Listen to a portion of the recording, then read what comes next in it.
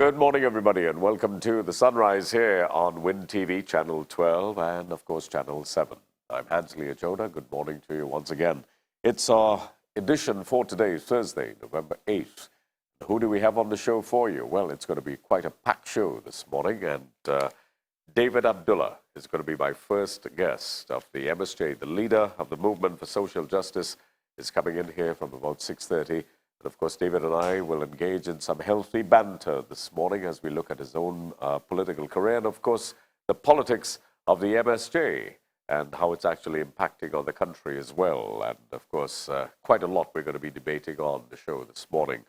In addition to that, I've got a representative from the Agricultural Development Bank. Now, this is going to interest many of the farmers in Trinidad and Tobago and also would-be farmers and existing farmers as well. We look at what the Agricultural Development Bank has to offer in areas of giving you money for predial larceny, prevention of predial larceny, for cameras to monitor your farms, etc. For those who just want to get yourself started on your farms and looking at developing yourself into a true entrepreneur. Well, Agricultural Development Bank will be answering those questions from just about 7:30 this morning. In addition to that, well, as usual, we've got This Day in History. We'll actually be looking at Frank Sinatra's, one of Frank Sinatra's last recordings, incidentally.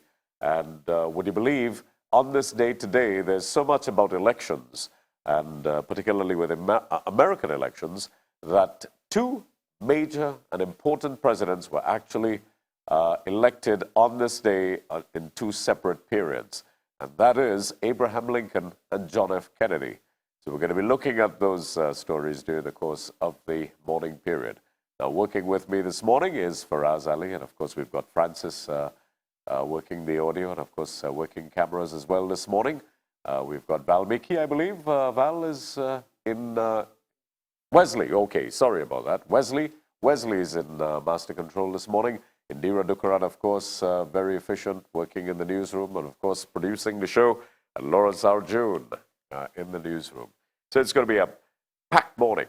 And for those of you who wish, of course, to talk to David Abdullah, he's going to be my guest. And I tell you, it's going to be quite a healthy debate this morning with Mr. Abdullah.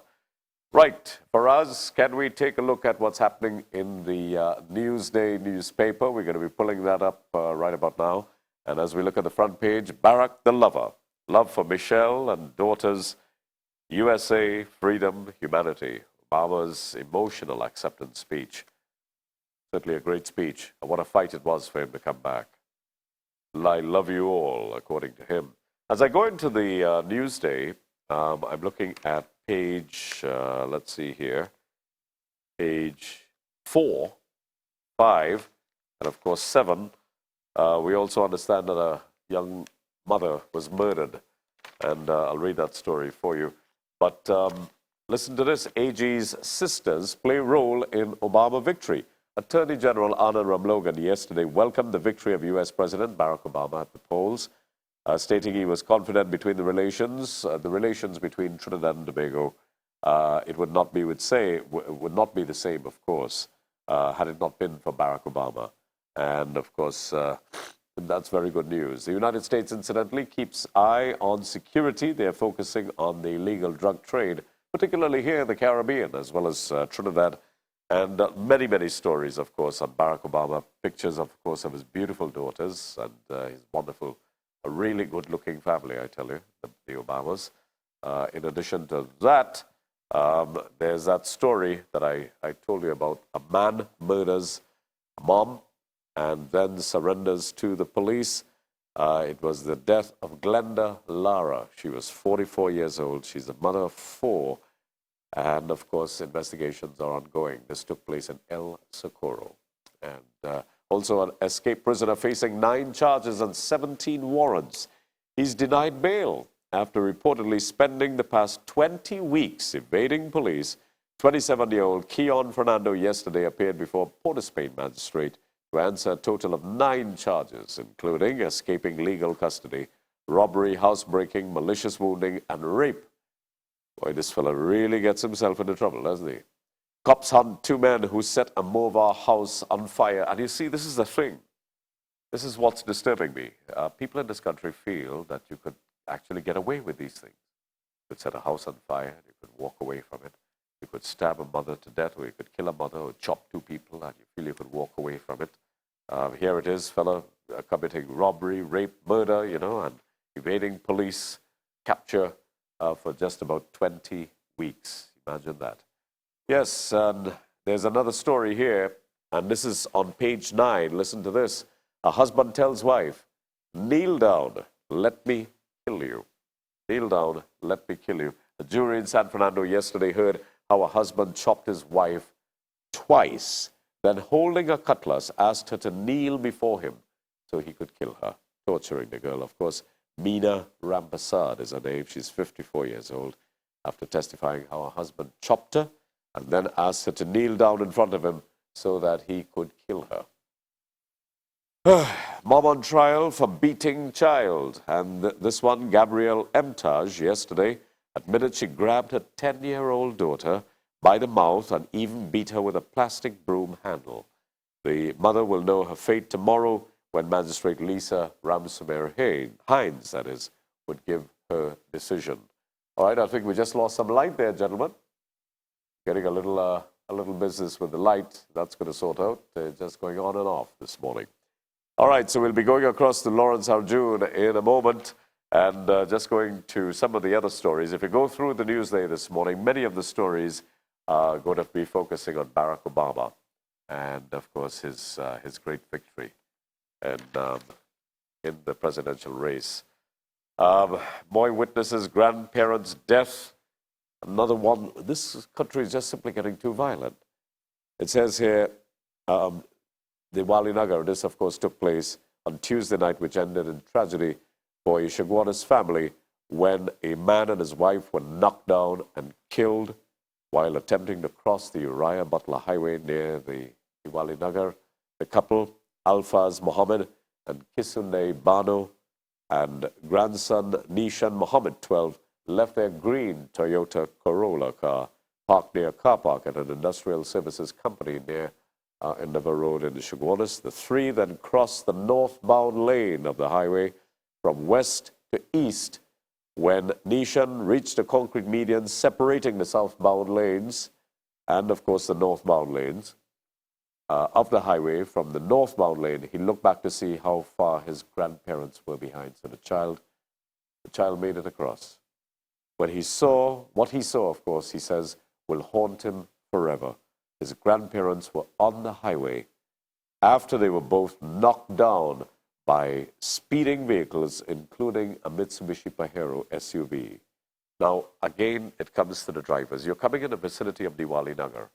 You know that there a lot of people will be crossing the road because the Nagar, of course, is always swamped on a daily basis. As a matter of fact, traffic is actually backing all the way past the Caroni Bird Sanctuary on evenings if you're trying to get down past the Diwali Nagar site.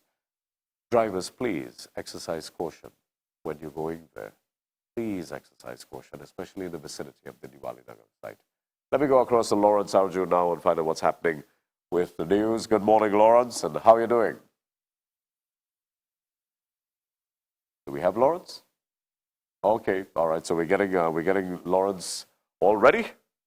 Okay, and let me go to another story here coming out of the Newsday newspaper. And again, all of this is focusing on Barack Obama. This morning, everything is on Barack Obama in the Newsday, including the editorial in the Newsday newspaper on Barack. And these are, of course, many, many special stories. Okay, good.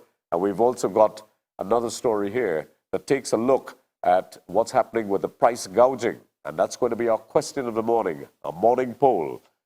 According to consumer activists on VAT removal, it's saying external forces such as the weather, fuel, transport, security costs, and other factors beyond government's control would affect the cost of imported food after the removal of value-added tax, according to Wendy Lien, chairman of the Prices Council. Lien was commenting on Central Bank Governor Jwala Rambaran's statement on Monday that the benefit of VAT removal would be one-off, as market factors would continue to play a role in determining, of course, future prices.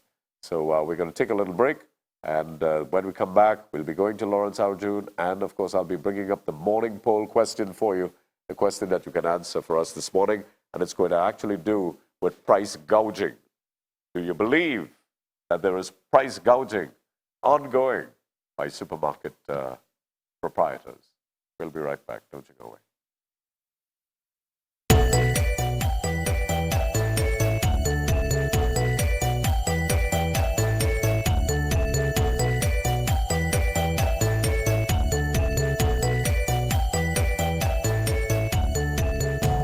Thank you for joining us for your morning news update on the Wind Communication Network. I'm Lawrence Arjun. Good morning. After Jack Warner's refusal to attend the opening of the Diwali Nagar on Sunday, the rebranded PNM leader could not help but joke about it. Rowley questioned whether his appearance in the House of Representatives would offend the National Security Minister. Rowley came to Parliament donned in full Indian wear. Reporter Keisha Charles tells us more.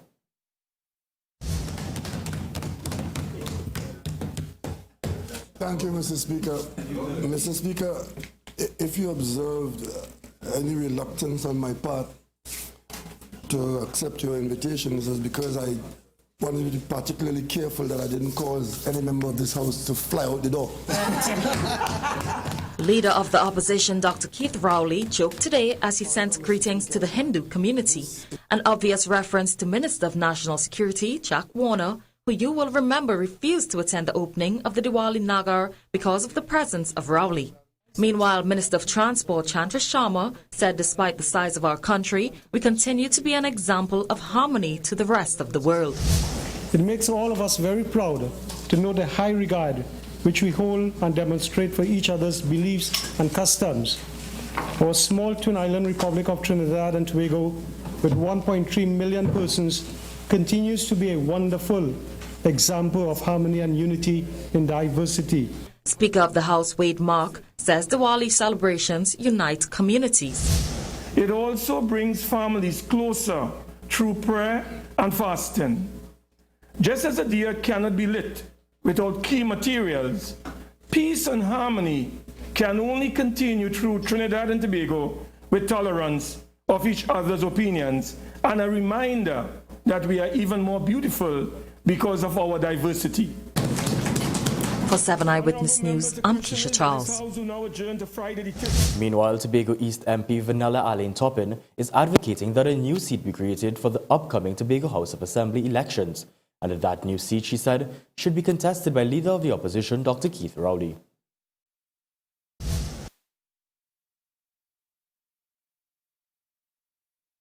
I think first off we will create that 13th seat, and we will invite the member for Digomarton West to contest that seat, and we will call that 13th boundary area Land 8. The comment came yesterday as the House of Representatives debated the approval of the Election and Boundaries Report 2012 on Tobago. Meanwhile, Tobago's other MP, Dr. Dalmond Baker, again promised the People's Partnership government would give more autonomy to Tobago. That was the commitment of the People's Partnership when we got into office. It continues to be the commitment of the partnership as we are in government and we are governing, and under the leadership of the Honourable Member for Siparia, it will be done. And the president of the Food Distributors Association, Mark Mutet, is telling consumers up front, don't expect a 15% reduction in the price of food come November 15th.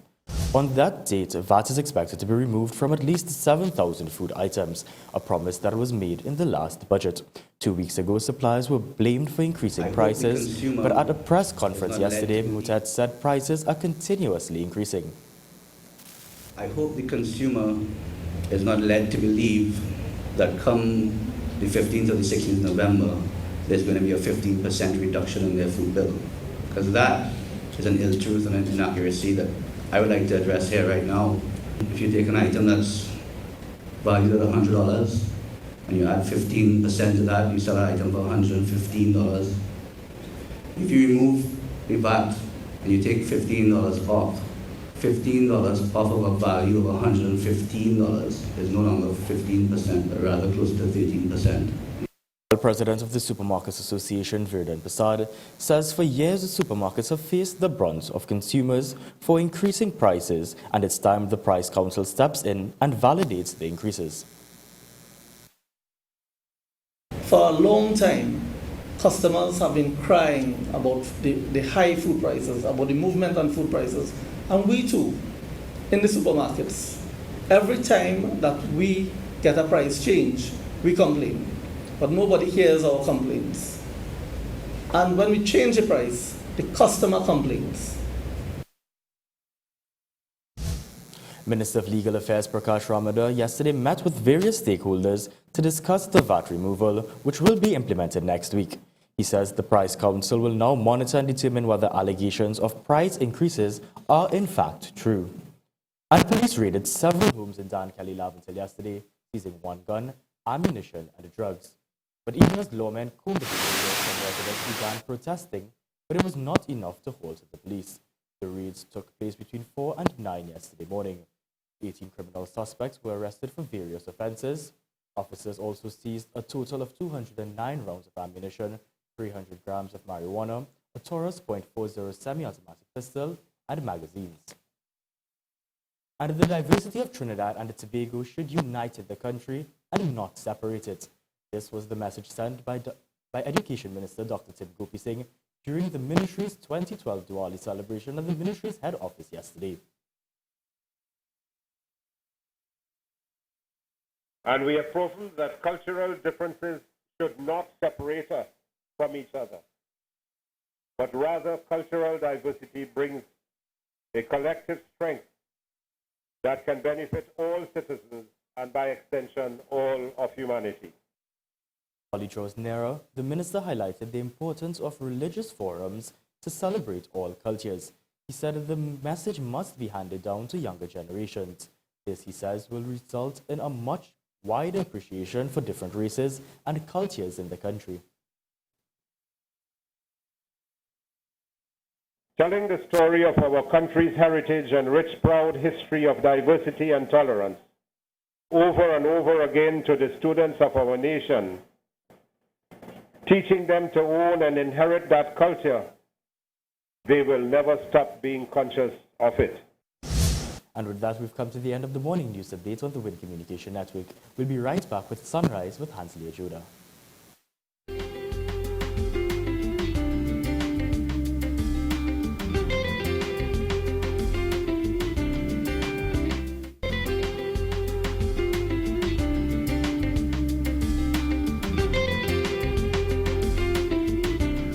Welcome back. And we're going to be putting up the morning poll question in just a bit, and it's going to be dealing with the removal of VAT. And the big question now, you're hearing, it's actually taken on a new dimension, away from price gouging, and whether this removal of the VAT would actually and truly mean a reduction in your grocery bill, of course, your food bill. And that's going to be our question shortly. I'll be putting it up in just a moment here on the show, and you'll get an opportunity, of course, to answer some of those questions. Now, let's go to this day in history, and let's take a look at Abraham Lincoln. Do we have that? We could pull up Abraham Lincoln. He was re-elected on this day back in 1864. Northern voters overwhelmingly endorsed the leadership and policies of President Abraham Lincoln when they elected him to a second term. That's right. With his re-election, any hope for a negotiated settlement with the Confederacy vanished. In 1864, Lincoln faced many challenges to his presidency. The war was now in its fourth year, and many were questioning if the South could ever be fully conquered militarily. Some of the radical Republicans were unhappy with Lincoln's conciliatory plan for reconstruction of the South, and many Northerners had never been happy with Lincoln's 1862 Emancipation Proclamation, which converted the war from one of reunion to a crusade to destroy slavery. Weariness with the war fueled calls for a compromise with the seceded states. On Election Day, President Lincoln carried all but three states, Kentucky, New Jersey, and Delaware, and won 55% of the vote. Perhaps most important was the fact that the election was held at all. Before this, no country had ever held elections during a military emergency. Lincoln himself said, "We cannot have free government without elections." There he is, Honest Abe, the man who brought slavery to an end in the United States. And of course, also, as we're on the election roll, John F. Kennedy was elected on this day back in 1960. On this day, November 8th, that's right. So John F. Kennedy and Abraham Lincoln, two very important presidents. On November 8th, 1960, John F. Kennedy was elected president in one of the closest elections in U.S. history. His success in many urban and industrial states gave him a clear majority of 303 to 219 in the electoral votes. John F. Kennedy became the youngest man ever to be elected president of the United States, narrowly beating Republican Vice President Richard Nixon. Many observers believe that Kennedy's poised and charming performance during the 4 debates made the difference in the final vote. Issues, however, also played a role in the election, and the nation's foreign policy was a major bone of contention between Kennedy and Nixon. Kennedy claimed during the campaign that he looked forward to meeting the challenges facing the strongest nation in the free world. Kennedy was assassinated in 1963 on November 22nd. While in office, of course, he was president, and he's one of the most remembered, and it certainly is one of the most remembered tragedies in history. Incidentally, both men, one Kennedy, of course, elected on this day, and Abraham Lincoln re-elected on this day, both men were assassinated. The first, of course, Abraham Lincoln, he was assassinated by John Wilkes Booth, an actor. And, of course, in the case of Kennedy, the conspiracy, the jury is still out on who really killed Kennedy. But, of course, he was killed by Lee Harvey Oswald in Texas. You would remember that. Two great men. And, by the way, also this day in history, Frank Sinatra recorded Every Day of My Life. That's right. That's when they were the last songs he recorded with a Harry James Band. Francis Albert Frank Sinatra, December 12, 1915, of course, to May 14, 1998, was a great American singer and, of course, film actor. And he began his musical career with Harry James and Tommy Dorsey. Sinatra became an unprecedentedly successful solo artist from the early to mid-1940s after being signed to Columbia Records in 1943. In 1939, Harry James hired Sinatra on a one-year contract. It was with the James Band that Sinatra released his first commercial recording, From the Bottom of My Heart, in July 1939. And he went on to record, and also From My Wife's Bottom as well. And no, that's not true. He didn't record that. Fewer than 8,000 copies of From the Bottom of My Heart were sold, making the record a very rare find.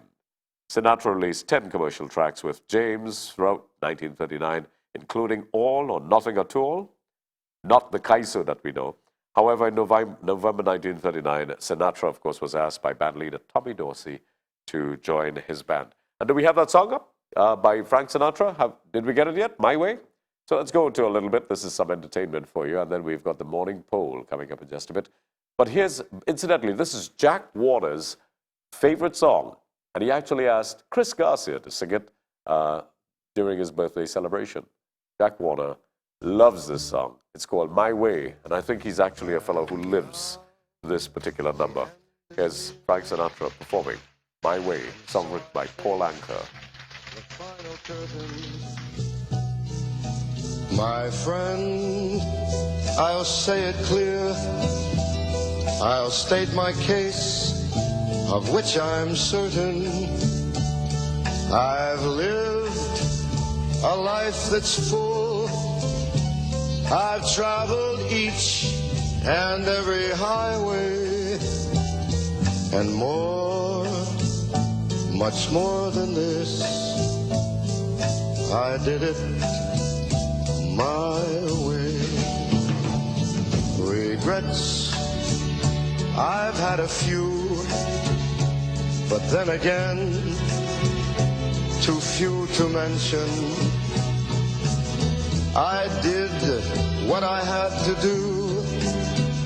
I saw it through without exemption. I planned each charted course, each careful step along the highway, and more, much more than this, I did it my way. Yes, there were times, I'm sure you knew, when I bit off more than I could chew. And through it all, when there was doubt, I ate it up and spit it out. I faced it all, and I stood tall, and did it my way. I've loved, I've laughed and cried. I had my fill, my share of losing. And now, as tears subside, I find it all so amusing to think I did all that, and may I say, not in a shy way. Oh no, oh no, not me. I did it my way. For what is a man? What has he got? If not himself, then he has not the right to say the things he feels, and not the words of one who kneels.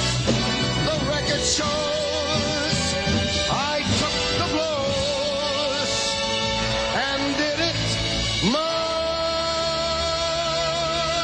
way.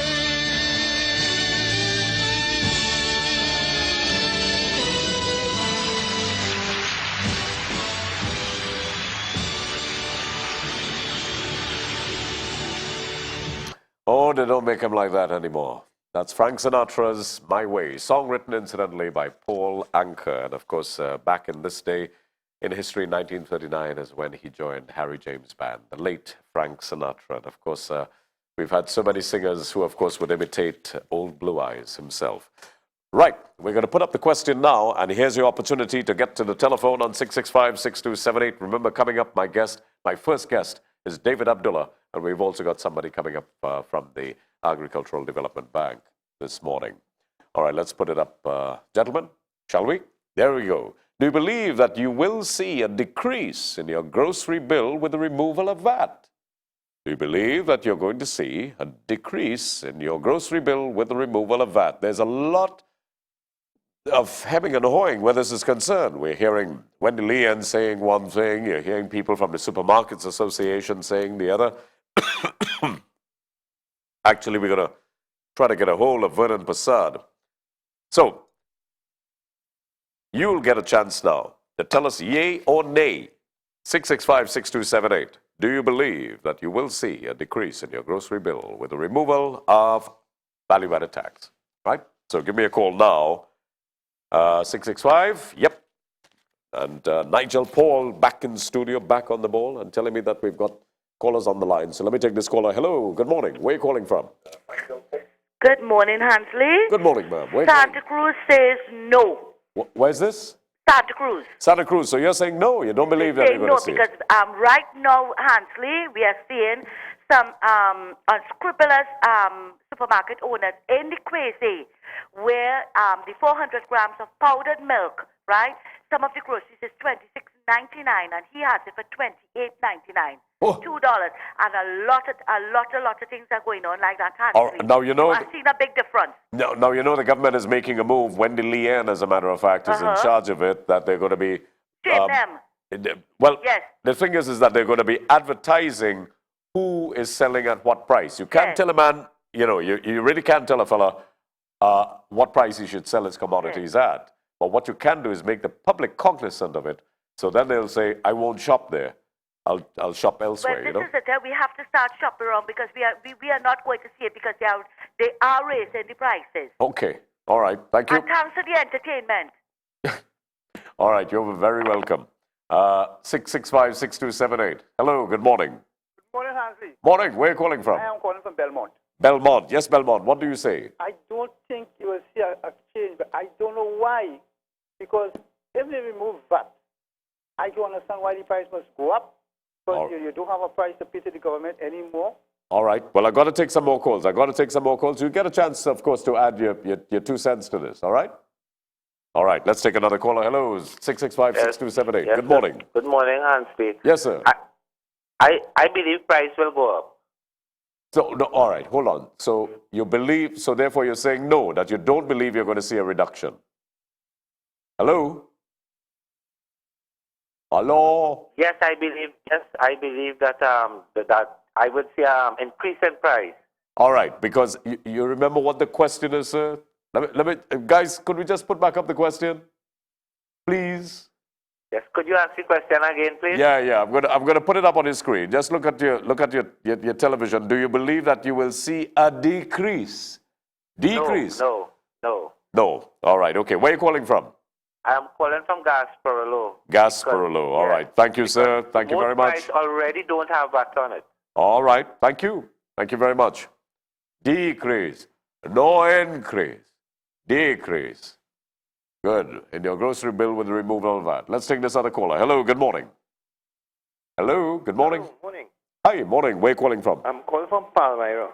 Palmyra, Yes. South Trinidad. All right. Go ahead. I don't think there'll be a decrease. I think the price will remain the same or above, or increase. It's going to go up. All right. Okay. And if you get some time, you could tell Elvis first. What's that? Yes, sir. What are you saying? All right. Let's take another caller. Hello. Good morning. Good morning. I'm calling from Dabadi, sir. Dabadi. Yes, Dabadi. Yes, there will be. I will not see a decrease at all. You won't see a decrease. There will be no decrease. Okay. Thank you. And another thing, this question of shopping around, that will cost you more. You have to spend more gas to go from grocery to grocery. Or if you haven't got a car, you have to use a taxi, which will cost you more. Let me tell you. You have to buy it in your nearest shop whether you like it. Let me tell you what the government is going to do. They're going to be placing the prices at different business establishments in the newspaper, on this television show, as a matter of fact, and on this television station, on our radio station as well, Win 101.1. So you'll get an opportunity to say, let me tell you something. When I just started dating a young lady many, many years ago, would you believe that we used to drive from the East-West corridor to Uncle Khalid in Princestown to do groceries? Yeah, no kidding, Nigel. The gas was $5 for the gas tank. Yeah. Not now. All right, okay. Thank you. Sir, right. And by the way, I can't even use super unleaded in my vehicle. Let's take this caller. Hello, good morning. Morning. Hi, morning. Where are you calling from, sir? I'm calling from the East-West corridor. East-West corridor. I'll tell you something, with this VAT increase, it Yeah. will take some time. Give it a chance to work out. So do you believe that you'll see an increase or decrease? There'll be a decrease, but you got to give it some time. Can't happen overnight. All right, tell me where in the East-West corridor you're calling from? San Juan. Okay, good. All the best to you. All right, thank you very much, sir. Have a good morning. All right, let's take another caller. Hello, good morning. Hi, good morning. Charlieville said no. Charlieville says no. Okay, good. Thank you very much, Charlieville. So far, guys, we have 2, 4, 6, 7 calls, and 6 of them are saying they ain't going to see any decrease. Let's take this caller. Hello, good morning. Do you believe that you're going to see a decrease in your grocery bill? Good morning. Yes, sir. Hello. Person hung up on us. 665-6278. That's 665-6278. Faraz, let's just put up the question once again. Good morning to you. Hello. Hello, good morning. Yeah, good morning, Hansley. Yes, sir. Where are you calling from? La Horquetta in Arima. La Horquetta. What do you believe, La Horquetta? I believe you'll see it in some supermarkets, not all, in some. Okay, so you believe that you will see a decrease in your grocery bill. decrease, but not in all, in some. So you have to shop around and look for it. All right. You're calling from where, La Horquita? Yeah, La Horquita and Arima. All right, La Horquita, Arima. Good morning to Arima. All right. Good morning, 665-6278. Another caller coming in. Hello, good morning. I'm morning. Calling from Cunupia. I don't think I'll see a decrease on my grocery bill. You don't think so? No, I don't think so. Okay, Because all Cunupia. grocery owners, they drive the Benz, the Prado, the Lexus, and the Manufacturers Association is just a parasitic oligarchy. The rich will get richer. All right. We will not see no decrease in food bill. As a matter of fact, I see it going up. Thank you very much. Thank you. Thank you very much, Cunupia. So, right, you're starting to sound like Rolf Balgobin. Remember Rolf Balgobin? Who says that people want to drive BMWs, Mercedes-Benzes, Audis, and have breast implants. If you got the money to fix your breasts, I mean, that's your prerogative. Let's take this other caller. 665-6278. That's 665-6278. Good morning to you. Good morning, Judah. You're looking very wonderful on television. Thank you very much. And you sound wonderful too. Yeah, this is from Barataria. All right, Barataria, what do caller. you say? No. Yes or no? What do you say? Sorry about that. She said no? Okay, so Barataria is saying no, she's not going to see a decrease in her. Why are so many people negative about this morning? I wonder. Let's take this caller. Hello, good morning. Hello. All right. Hello, good morning. Good morning, sir. Morning, sir. Where are you calling from? Sir, where are you calling from? And please listen to me on your telephone, not your television. Good morning, sir. Yes, sir. Good morning. Where are you calling from? I call from Barakpur, Mr. Judah. Barakpur. Yeah, nothing in Trinidad does go down. Everything does go up. All right. So you don't believe that you're going to get a decrease? Obviously. All right. Thank you, Barakpur. Yeah, have a nice day. All right. You too. Have a good day. All right, Barakpur. Let's take this other caller. Hello. Good morning. Hello. Good morning. Hello, good morning. Morning, sir. Where are you calling from? I'm calling from Arima. All right, Arima. What do you say? Yay or nay? Yesterday when I went, I won't call the supermarket name, a very prominent supermarket, the prices, I bought a tin of corned beef. That was $11. It's now $14. What? 14? Yeah, if I get to remember the supermarket, go and check it. Last week, the highest price of corned beef was $14. Now it's $17. All right. All right, Arima. So you're saying no. All right. What the government has to do, and according to this, Hazel Brown, it's actually an article in the Newsday, and you can buy your Newsday now and look at what Wendy Leanne has to say about this, because she's actually in charge of a special council that's being set up to look at the prices of this. She's the chairman of the Prices Council, Wendy Leanne, and she's saying that we will see, of course, a temporary decrease, but of course there are other factors that will impact on it. Let's take another caller. Hello, 665-6278. Do you believe that you're going to see a decrease in your grocery bill with the removal of value-added tax? Hello, good morning. Yes. Hi, morning. Where are you calling from? Dial your operator. You got a nice voice, but you sound quite familiar. All right, 665-6278. That's 665-6278. We're going to take another caller. Hello, good morning. Hello, good morning. Good morning. Morning, ma'am. Where are you calling from? I'm calling from Sangre Grande. Sangre Grande. Yes. Lovely Sangre Grande. I love that place. Go ahead. Yes. Good morning. What do you say? In my case, I went to the supermarket and bought a tin of quick cocoa. What? One supermarket had it at $18.99, Right. and the other supermarket had it at $17.99. So $1 less. Yes. So this particular supermarket, I suppose, and what Hazel Brown is saying, ma'am, is that when you are prepared to pay the high price, that's why they're going to continue to increase or keep the high price. But you as a consumer, you've got the power. You decide, don't buy it. Right? By the way, where was she calling from? Sangre Grande, right. Okay, yes. So Sangre Grande is saying yes or no? Did she say, what do you think she said there, Nigel? I think she said yes. Yeah. So she's saying that, yes, there was a reduction by $1 in this cocoa. 665-6278. So far, we've had 1, 2, 3, 4, 5, 6, 7, 8, 9, 10 11, 12, 13. So we're going to just take 7 more calls that to make it an even 20. Let's take this caller. Hello, good morning. Hello, morning, Hansley. Morning. Where are you calling from? Why calling from Princestown? Yes, Princestown. What do you say? Yes or no? I believe we're going to see a decrease. You believe so. Okay, Princestown. Thank you very much. Thank you. All right. So that's yes. We have 4 yeses and 3, 6, 9, 10 no's. 4 yeses, 10 no's. Let's take another call. Hello, good morning. Hello. Hello, morning. Hi, morning, sir. Where are you calling from? Yes, I'm from Cuba. I say no. No. Okay, Kuva. Thank you. Thank you very much, Kuva. Let's take this other caller, 665-6278. That's 665-6278. Good morning. Hi, morning. And Morning. Where are you calling from, sir? good morning. I went to the grocery in extra food. I'm from Arriba. And I usually go at Price Mart also. And I was comparing the price of rice. Yeah. In Price Mart, they have the 9 kg Alice rice for $61. Uh-huh. And when you go to extra foods in Omer Road, the price is way ridiculous. It's over $70-something. All right. So, $19 more. all right. So what are you? If you don't believe me, All right. Sure. But what are you saying, sir? Are you saying no, yes, or no? What are you saying, sir? And where are you calling from? I am saying no to that. You're saying no. Where are you calling from? Yeah.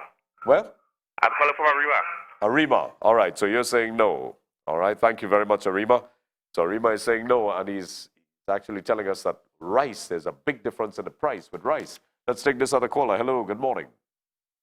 Hello, good morning. Hello.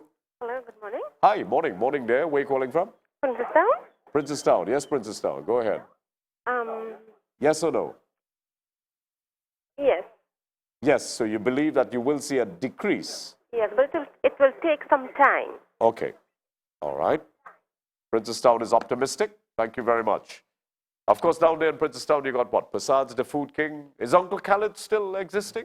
No, I don't believe so. I think Uncle Khaled was bought over by Prasad's the Food King. Let's take this other caller. Hello, good morning. Hansley. Hi, morning, ma'am. Calling from Palmas. My answer is no. No. Where are you calling from? I'm calling from Palmas, but Mr. Hansley, how can I get to talk to you after the show?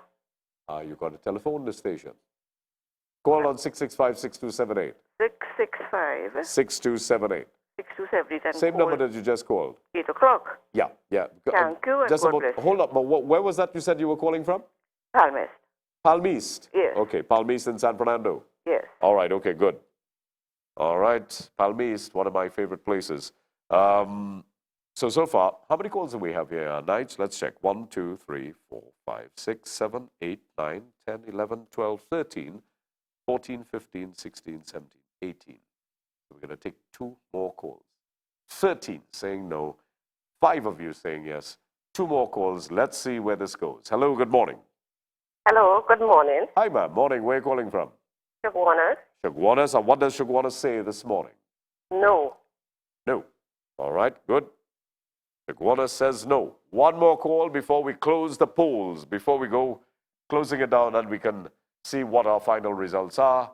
Good morning. Hello. Good morning. Morning, sir. Where are you calling from? San Fernando. Yes and no? Yes. You believe that you'll see a decrease? Yes. All right. Thank you. Thank you very much, Sando. Right. Cut.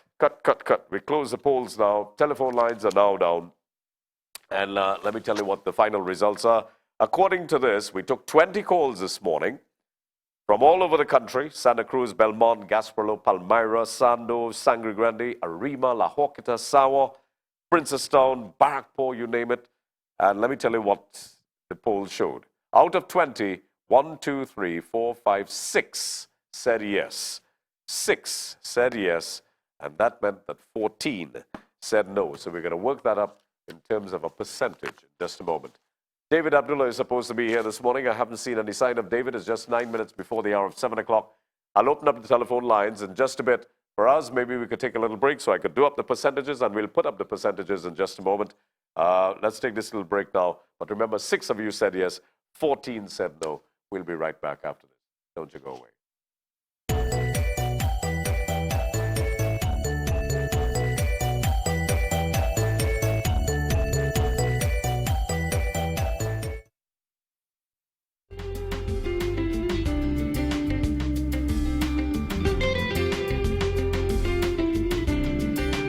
Welcome back. And he's here with us, the leader of the Movement for Social Justice, David Abdullah. David, welcome. Thanks, Angie. Morning. And I think this is the first time in a long time we're talking on television. Well, you had me, but by phone. By phone. A week ago, And yes. here you are.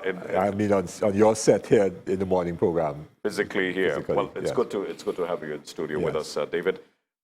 First of all, now as the leader of the MSJ, how have things been going? Let's just reflect on the march.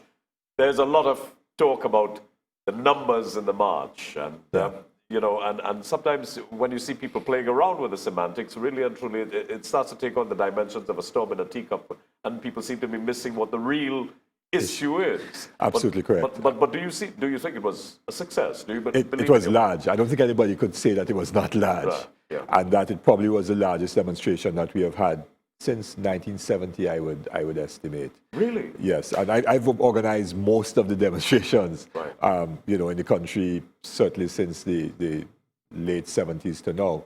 And there was one that the trade unions had in 1985 that was really very big. We filled, after the end of the march, about Woodford Square was about 2/3 full, and that was after the march when some people dissipated. So that was big.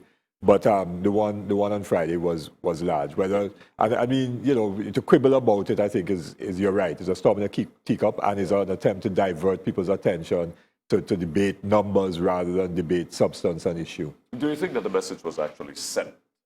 Because when you see them playing around with the figures, and it even took on the dimensions of race, people saying, well, there weren't Indian faces inside there, which I felt was really a ridiculous way to actually go down. Yes. That we should have never even been playing that card in the first place. Citizens are disgruntled, whether or not. Do you think that message was actually grasped? Whether it was grasped, it was sent. Yeah. So you asked 2 questions in a sense. It was sent, I'm sure, because the large numbers, people must respond in some way or the other. They must absorb that message. Whether it was grasped, I'm not so sure. The official pronouncements suggest that it was not grasped. So you get the red herring thing, and you're right about numbers, about it only being a PNM thing, or they only had Africans in it and no Indians, and so on and so on, which was not true factually. And you're right, whether it was only one section of the population or not, the fact that people in such numbers were protesting about an issue is cause for concern. What about the public itself? If we're sending a message, we're saying, okay, we're sending this for Mrs. Bissessa, of course, to start looking at her Attorney General and, of course, the National Security Minister. More so, do you think that members of the public, because at the end of the day, in the court of public opinion, the public will become the arbiters at the end of this all. They're the ones where this thing can pivot. That was actually said to the general public. I think so. I think that more and more people in the country have lost confidence in the government, and the government has lost a lot of its legitimacy. I mean, the very next day, on Saturday, I was in an area in Komuto, Haku, Trace, where there was a major problem of a landslip and so on. And the residents there are, like 99.9% supporters of the UNC historically over a long period of time. And they were expressing a great deal of dissatisfaction. It was not only related to the landslip, that was part of it, but generally a sense that the government has lost its focus on moorings with respect to what it had committed to in 2010. So I think there's generally a loss of legitimacy. Well, we're going to take the 7 o'clock news, but you were part and parcel of bringing this government into power. You worked with that. And I'm going to leave this as my cliffhanger question. Do you really want to see this government fall? And we're going to hold the answer until we come back just after the 7 o'clock news. For sure. My guest is the leader of the Movement for Social Justice, David Abdullah. You just heard our little preamble there. And of course, David and I will continue after the 7 o'clock news. Let's go to Lawrence Arjun with the news. Lawrence, it's over to you. Good.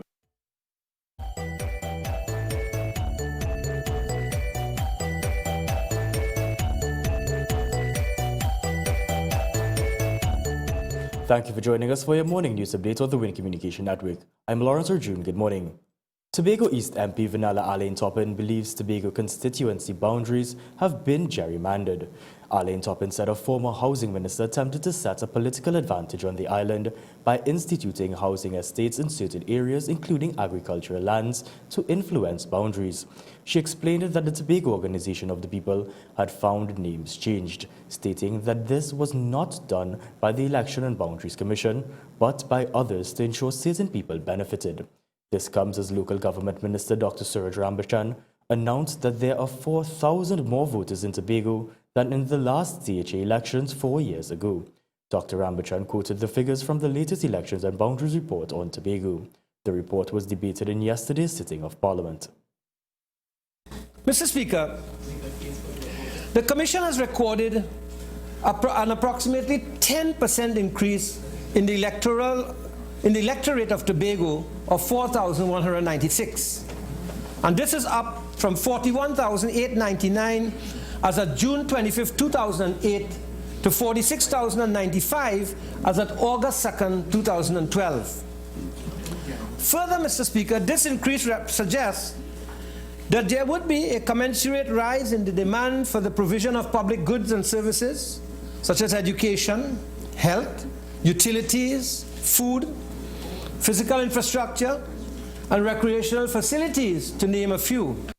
Meanwhile, opposition leader Dr. Keith Rowley reiterated the PNM's readiness for the upcoming THA elections in January.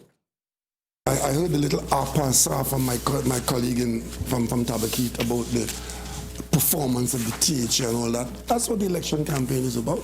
And we are ready, willing, and able to engage all the... The promised debate on the removal of VAT was not raised in Parliament yesterday. Instead, the Finance Minister saw it necessary to discuss the Securities Bill 2012. Minister Hawaii told Parliament that given the size of the securities market, which is almost twice the size of the country's GDP, such a bill is crucial. He said any major disaster in that area could be disastrous for the economy.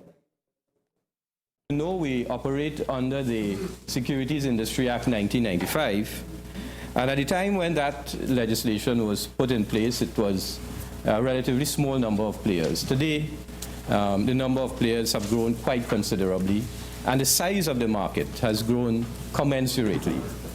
Today, the size of the market is in the vicinity of $260 billion. The security bill was first laid and passed in Parliament by the former administration 3 years ago.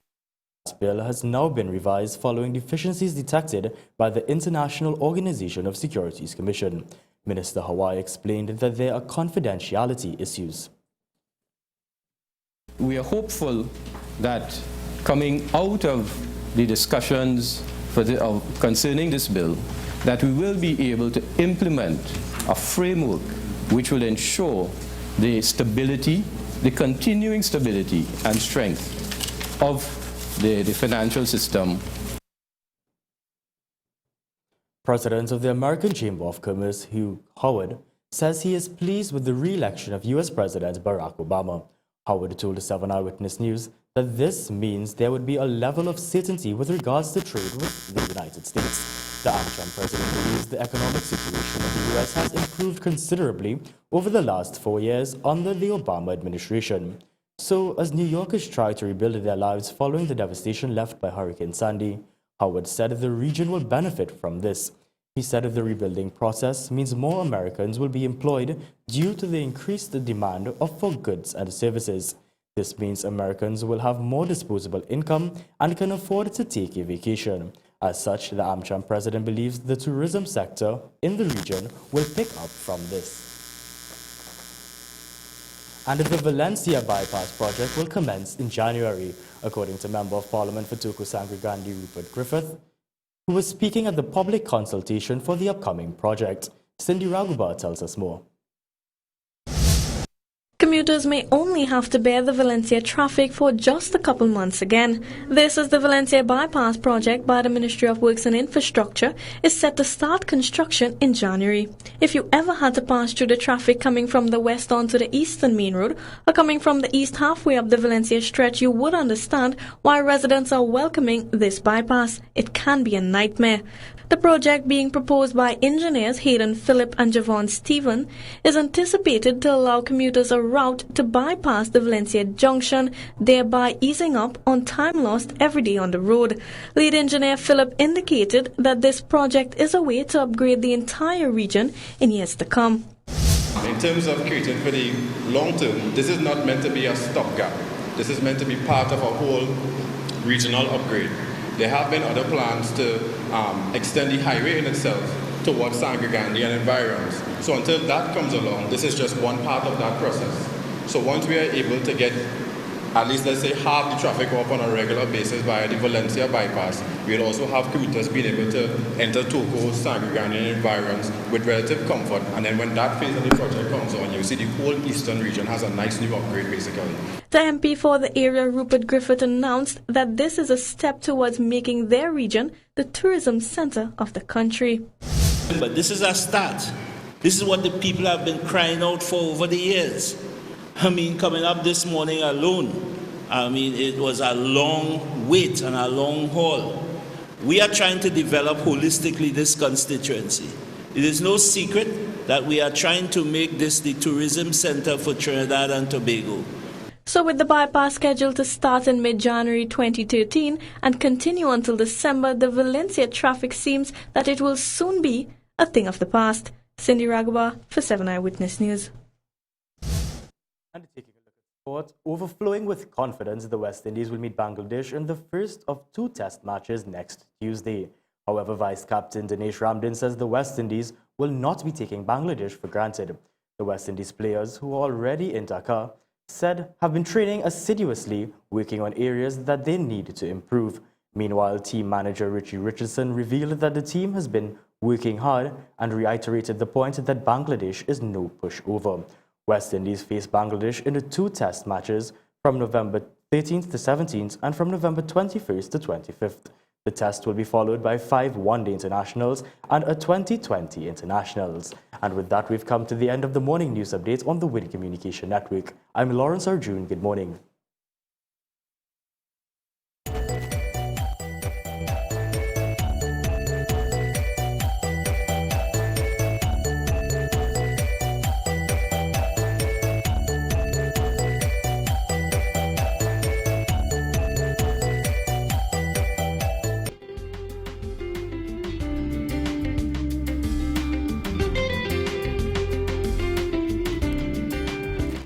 Welcome back to the show. And my guest, of course, is David Abdullah, the leader of the Movement for Social Justice. Just before we took the 7 o'clock news, David, I asked you, I said, you were part and parcel of bringing this government into power. Right, I was very involved in it, you know, and a lot of stories have to be told. For example, at 5 o'clock on the afternoon of the 21st of April, there was no agreed Faizabad declaration to be signed. Yes, and you revealed that in my interview. That's right. And so I was involved in trying to ensure that happened. Mother's Day, we sat down for, 8-10 hours in Ernie Ross's office in Port of Spain, trying to put together the joint strategy team, because the COP team and the UNC strategists were not talking, not meeting, and there were 2 separate campaigns that we were starting to drop points in the polls and so on. Right. And I convened everybody, and we didn't leave that room until something was fleshed out. That's right. You know, almost lost my family that day because I was supposed to carry my wife and children out for Mother's Day lunch. And at 2 o'clock, when we were supposed to be at the restaurant and so on, I was in Port of Spain still sorting matters out. So yes, I was very involved because we were very committed to bringing about some kind of change. And the partnership offered a real hope, not just to MSJ and those of us in the labor movement who supported the MSJ and were part of that process, but offered a hope to the country, which is why the population voted so overwhelmingly for the partnership, both in terms of numbers, absolute numbers of votes which we received, as well as the numbers of seats which we won, and 3 or 4 which we came close to winning. And the Faizabad Declaration and the manifesto, in my view, still are very important documents with major statements of vision, of principle, of values, of policy, and so on. The problem is that the partnership has moved away from the moorings, has moved away from those things. So, what do you think would have caused that? What would have caused the partnership to? I think the dominant element in the partnership that were not necessarily wedded to those ideas And Who are you referring to here, the UNC? The main elements in the UNC, yes. In terms of several things. You see, there's both the culture, there's a culture of politics, and then there's a systemic problem. And we have a systemic problem. The way in which the Constitution is framed that gives a tremendous amount of power and authority to those in cabinet and so on. And therefore, there tends to be quite naturally, by the nature of the systems, a disconnect between the governed and those who govern. Yeah. And until we fix that systemic problem, we always are going to run into what CLR James described as a conundrum where we change governments in the hope that good men, he said men, but good men and women would then run things differently. And then we are amazed or surprised when these good men and women rapidly become bad men and women. When they change. When they change. Yeah. So there's a systemic problem which we have to fix. And one of the things is that the partnership has not really attempted to change any systemic things. But there's also the culture of politics. Does it lie with the Prime Minister? Are we simply looking for too much out of the Prime Minister? Do you think that the Faizabad Declaration was so put together so quickly that maybe it's now time to re-examine it? Have we outlived, or has the shelf life of the Faizabad Declaration has expired, and maybe we ought to look at it in a broader sense? I don't think so. I mean, there are principles of, and I don't have it in front of me, but I mean, there are important principles there which talked about being open, transparent, inclusive, breaking down barriers, and so on. No discrimination on the basis of race, religion, gender, things like that. So there were very important statements putting labor at the center of development and so on, both in the Faizabad Declaration and the manifesto. So those things, I think, remain generally immutable. I think those things are consistent and don't need to be addressed. Right. One of the things that I think went wrong was that the partnership did not function politically as a partnership. Yeah. It functioned only as a coalition of parties in government, in the cabinet and in the parliament. And so, for example, all prime ministers tend to have an inner circle of advisors, persons in the cabinet, within the cabinet whom he or she would rely on for advice and so on.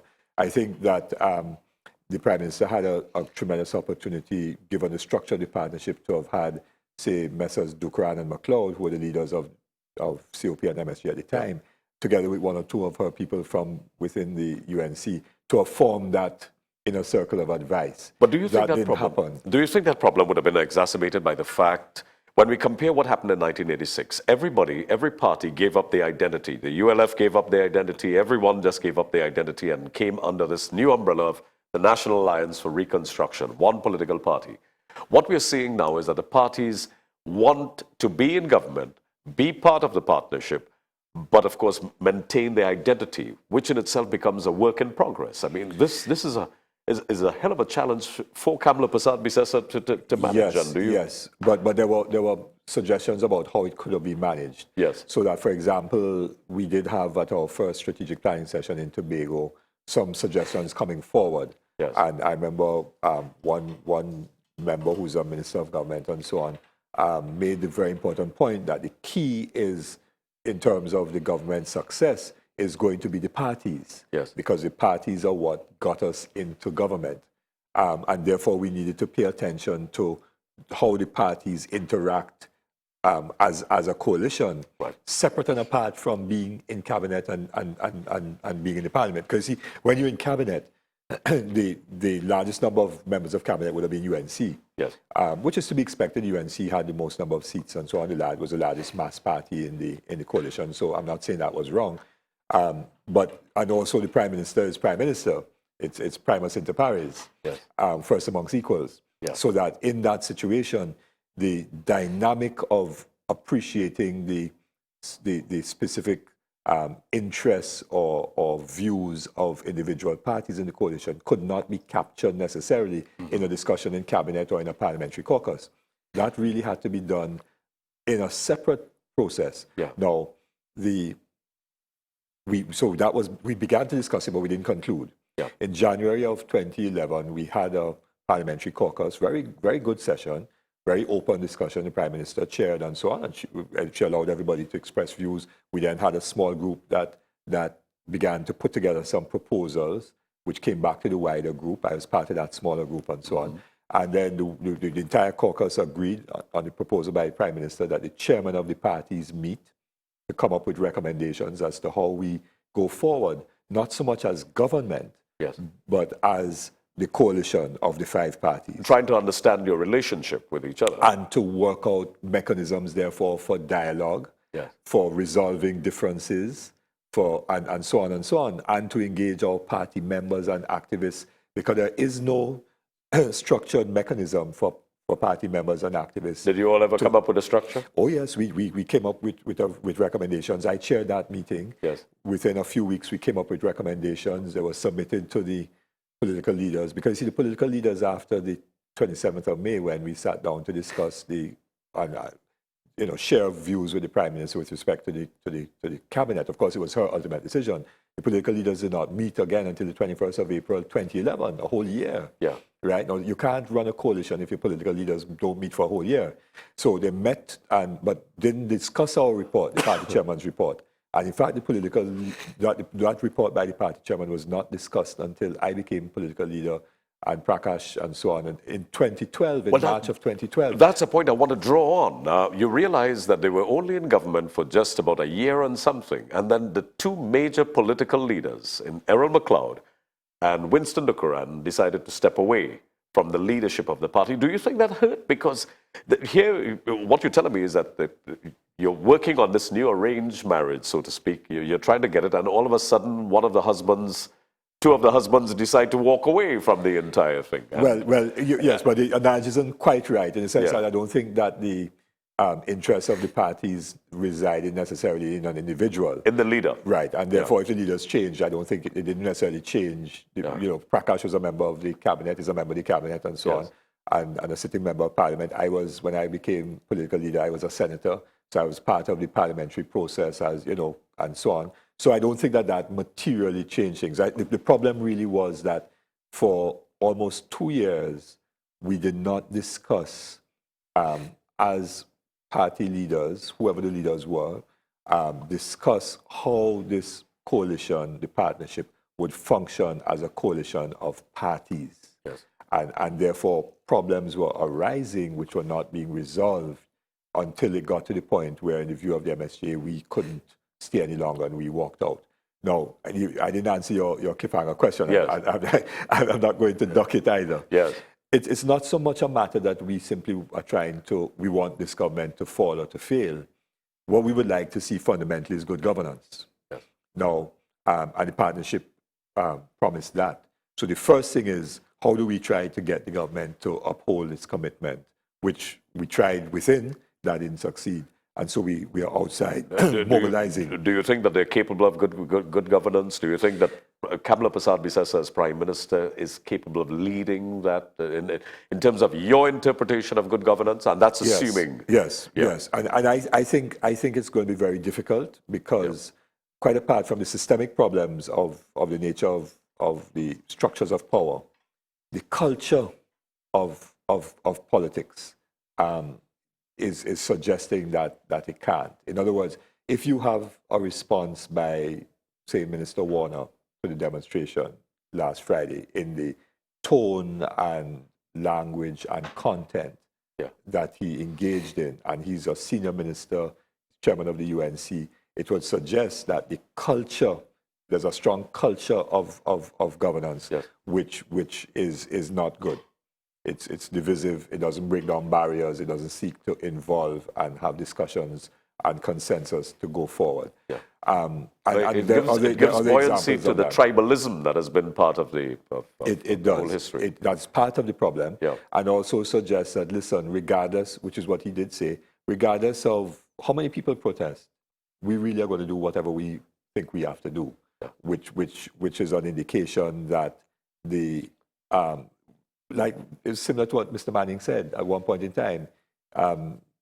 We will give you not 1, but 2, 3, 4, 5 swelters. You could protest as much as you want. Yes. It's that same kind of maximum attitude. Leadership. Correct. And that culture and practice of the politics will mitigate against the government changing. But at the same time, the demonstration is very clear that we can't go back to the future.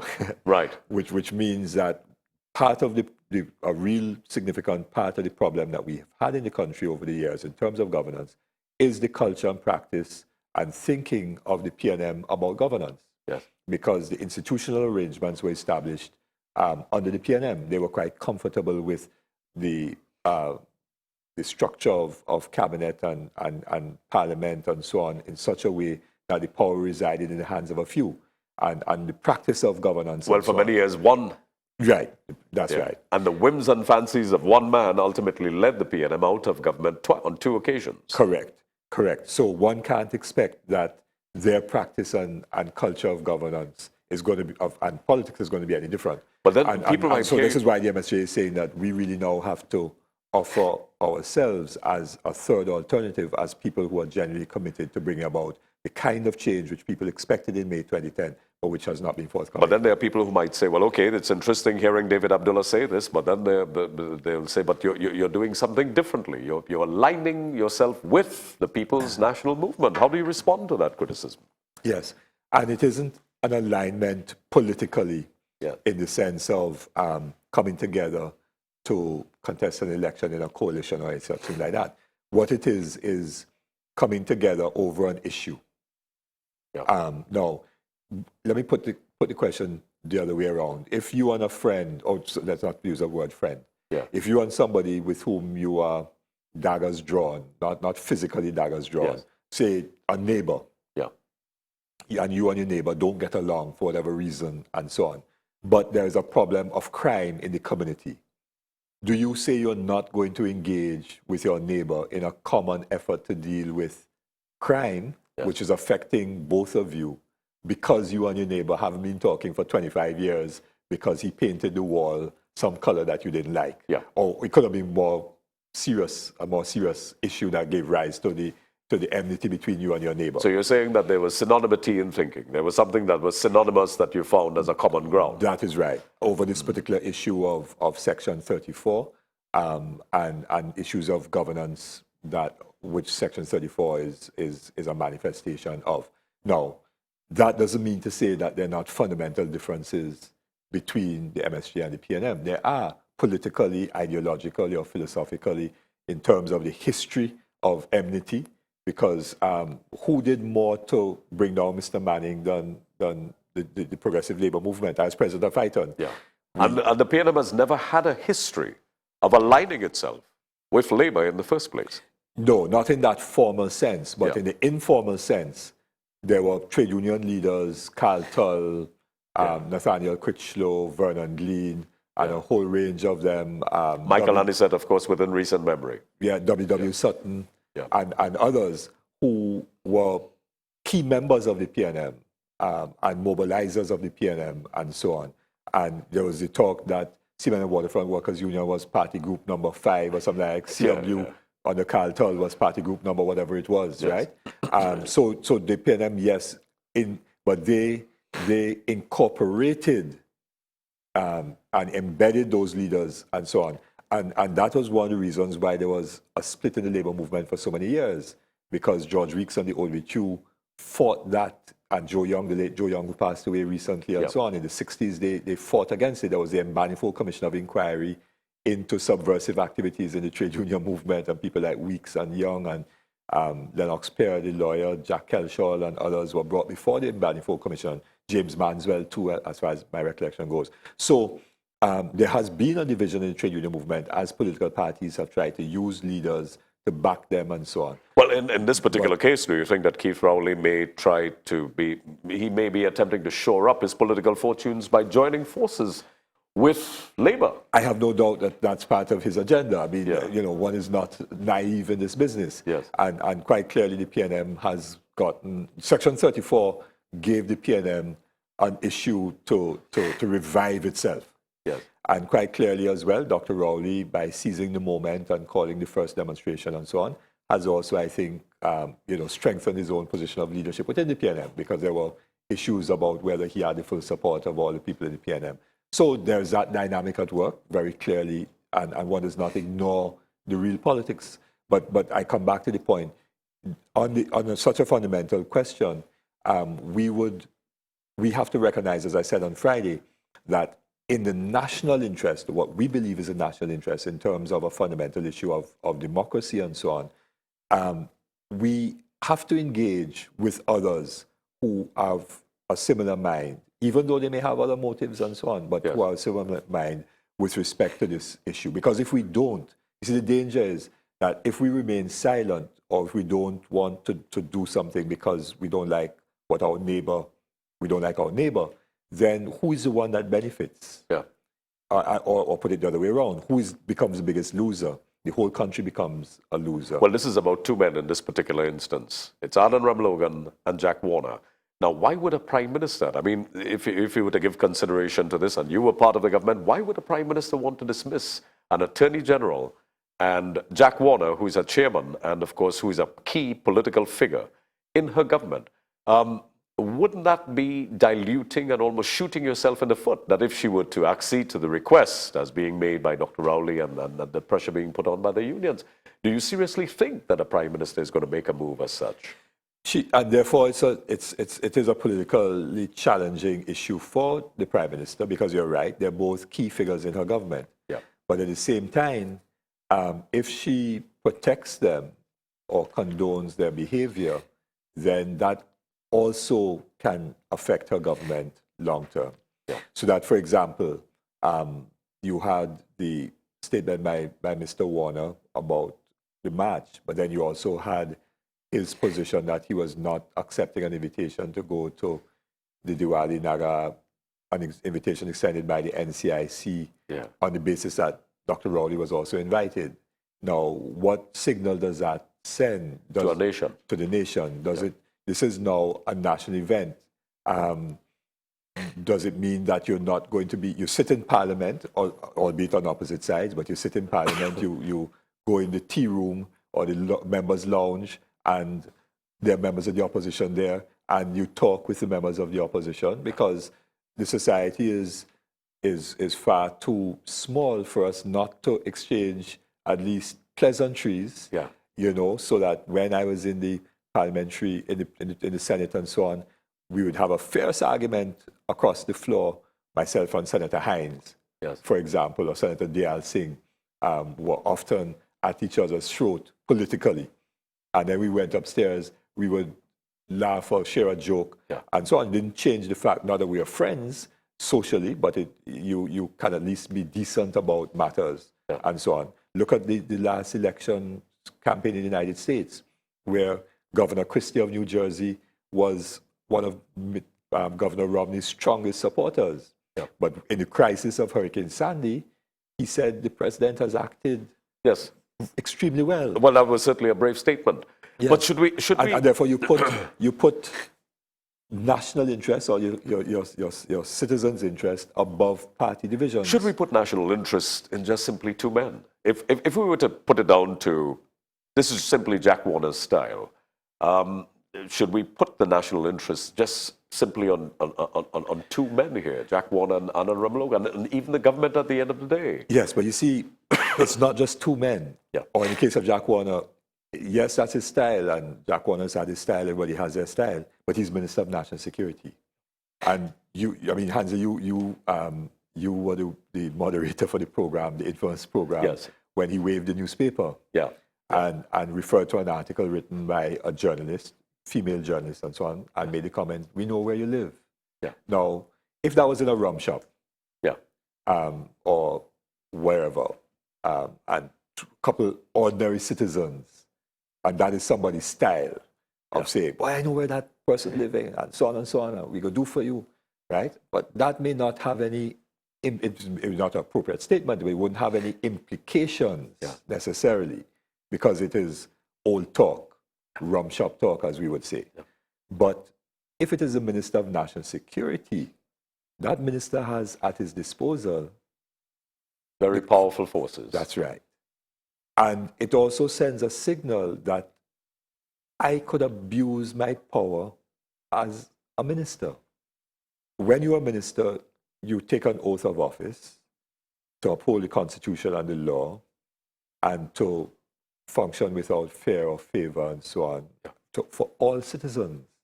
And therefore, you cannot in any way demonstrate that you could or maybe thinking about abusing your position of office. Do you think, from working with Mrs. Bissessa, do you think that she's capable of reining in Jack Warner? That's a difficult question to answer. I think that she has to work that out, given the dynamics of her party and so on. And she has to make a decision in the best interest of Trinidad and Tobago. That is the key. And if you have, I've heard her in parliamentary caucuses, criticizing ministers for speaking out of turn, and she didn't necessarily name anybody, but people knew who she would have been referring to, for speaking to portfolios that were not theirs, and therefore causing embarrassment or difficulty for other ministers, and so on and so on.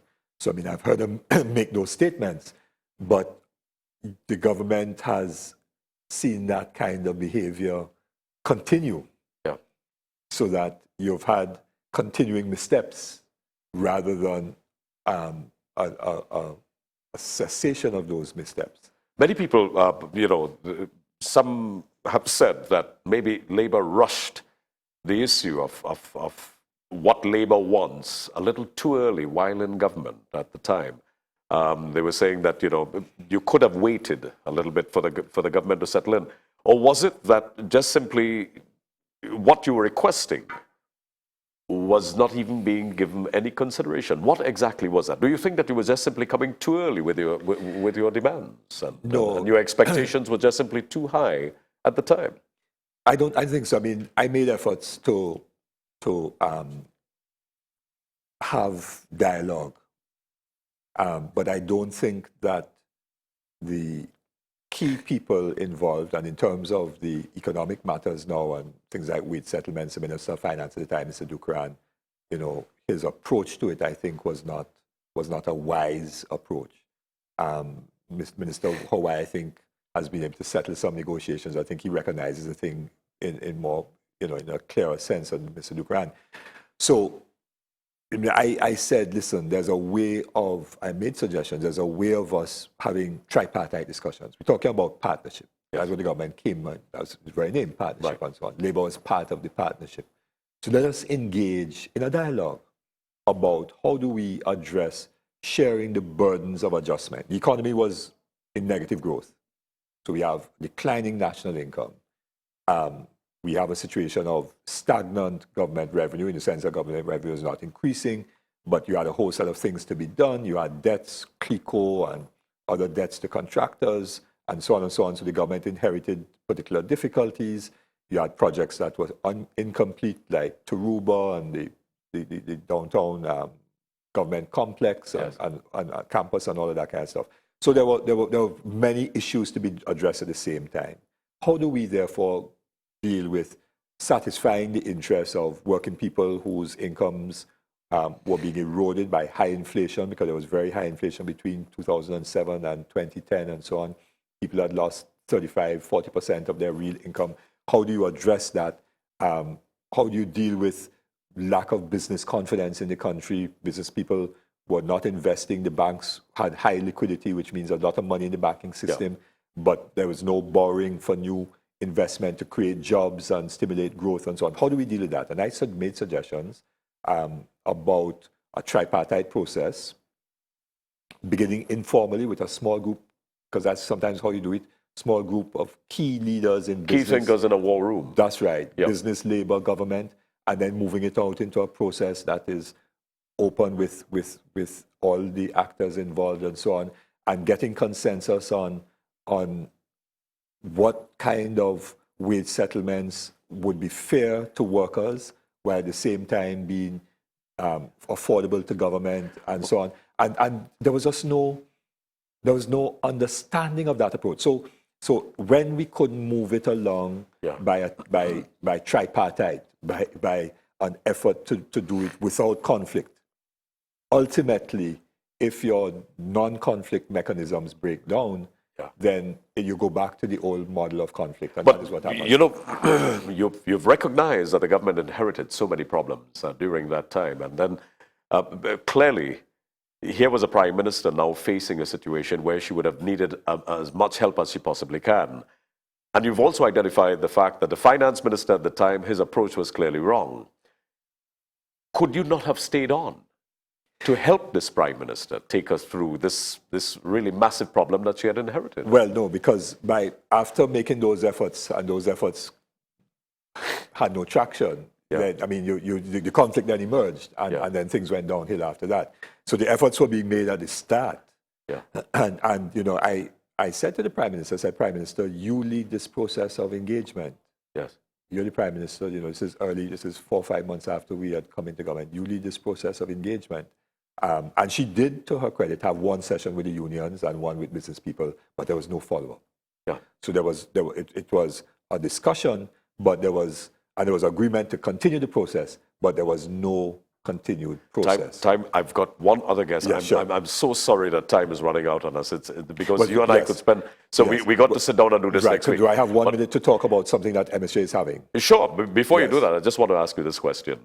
Do you regret moving out of government? Do you regret it? No, I don't. Because and the focus now, in fact, I've gotten, I think, a tremendous amount of goodwill and support, and through me, the MSJ, by taking a stand. I think people say that we're the only political party that stands for integrity, that could walk away from office, from the so-called eater food culture and so on. They could walk away and stand with people in their communities and at their workplaces. Will we see an alignment between the People's National Movement and the MSJ?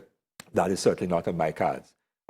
What is on my cards is building MSJ. On Sunday, the 18th of November, we have our first annual party congress. We had our founding congress last year. That's next week Sunday. Next week Sunday. Next week Sunday. Not this Sunday coming. Not this Sunday. It's at Palms Club. It's all day, and you know Palms Club San Fernando. Palms Club San Fernando. You well-known Palms Club. Good. And people who are interested, we're inviting people who are interested to come and observe what we're doing. They could check our website, msjtnt.org.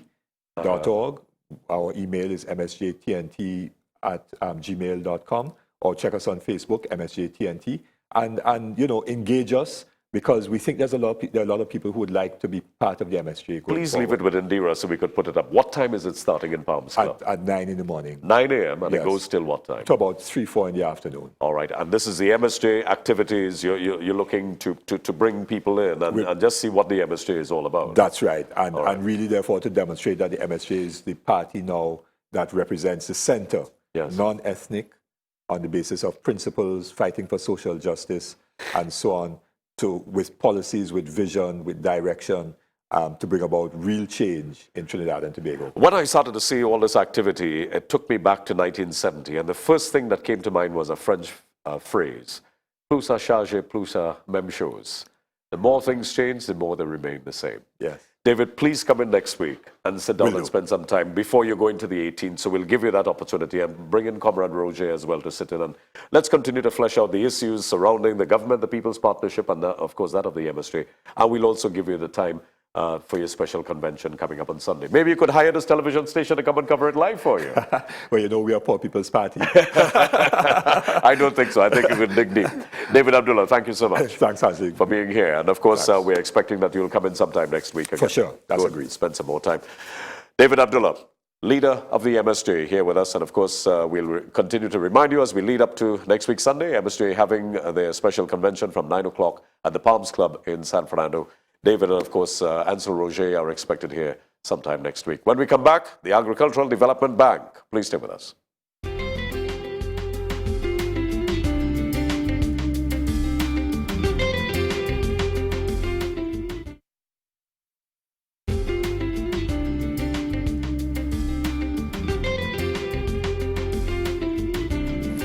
Right, welcome back, welcome back. Corporate manager of the Agricultural Development Bank is here. We're going to be taking some extra time because, of course, this is to facilitate the fact that David came in. He came in quite late, as a matter of fact, almost half an hour late into the show. But let me welcome Jaishima Leeladhar Singh. How are you doing, sir? Thank you, Hansley. And before I begin, I would like to wish Shubh Diwali to the Hindu community and to the national community of Trinidad and Tobago. And secondly, I would like to congratulate the citizens of the United States of America dispersed in the U.S. and around the world for voting in their new president, Mr. Barack Obama. Well, they're seeing you right now because we're on the World Wide Web. Yes. And we have a lot of hits that come in from the United States. So I'm sure that they'll take your good wishes to heart. Thank you very much, Ansley. Jai Shima, let's talk a little bit about the Agricultural Development Bank. You guys, you have such an important role to play in the transformation of the society. We're looking at diversifying the economy, and the Agricultural Development Bank, you guys are the pivot if we are to go in that direction, because at the end of the day, we need the money. Let me put it quite simple. According to Max and House, we need the money. Agricultural Development Bank is that and so much more. Let's talk a little bit about the work of the Agricultural Development Bank. Well, certainly. And what you cater for. And certainly, let us put it into context. The Agricultural Development Bank is a development bank, very much like the macroeconomic models you will see exist with the World Bank, the Inter-American Development Bank, and even right in Bridgetown, Barbados, the Caribbean Development Bank. Sure. We are about looking at projects that will expand the sector. While the World Bank looks at things in a holistic way and deals with nations, we deal directly with our nation's farmers and agribusiness entrepreneurs, whether they are in the catering business, the bakery business, agro-processing, value-added. Right. These are the clients that we deal with. Now, several... ADB is a state entity. Let's clear It is that. a state entity. Funded by? The government of Trinidad and Tobago. Good. All right. Okay, but we hopefully one day want to be on the path of self-sustained financing. Right. But we know that the government will continue to play a role. And I know that this particular government wants to see the sector expanded. So we continue to get funding from the government to lend to our nation's farmers. Right. Now, it's certainly high-risk business because farmers face so much. They're always at risk. Storms, hurricanes, etc. Pests. That must impact clearly on their ability to continue to service a bank like the Agricultural Development Bank. That is absolutely correct. Yeah. When the board came into office in November of 2011, the chairman, Rudy Maraj, made a great determination that the sector must expand and the ADB must play its role. Right. In all projects around the world, you can do nothing without funding, without financing. True. So the significant step that was took forward by the first budget read by Minister Dukaran in 2010 was to reduce the interest rates of the ADB to 3 to 5%, which is from approximately 8% to maybe 11% or 9 to 12% thereabouts. The second step that was taken is that we have reduced our service charges like the management fee to 0.5%, and that has made the cost of borrowing much cheaper. We have become quite flexible in our lending because we try to work with farmers who are, let's say, using land that are not necessarily their own. Mm-hmm. We try to do something called a tenancy waiver form, because what we do, we look at the project rather than try to put all this collateral together. Now, collateral is important when you are lending money. But we believe that we are a bank that has to say about the expansion of the sector.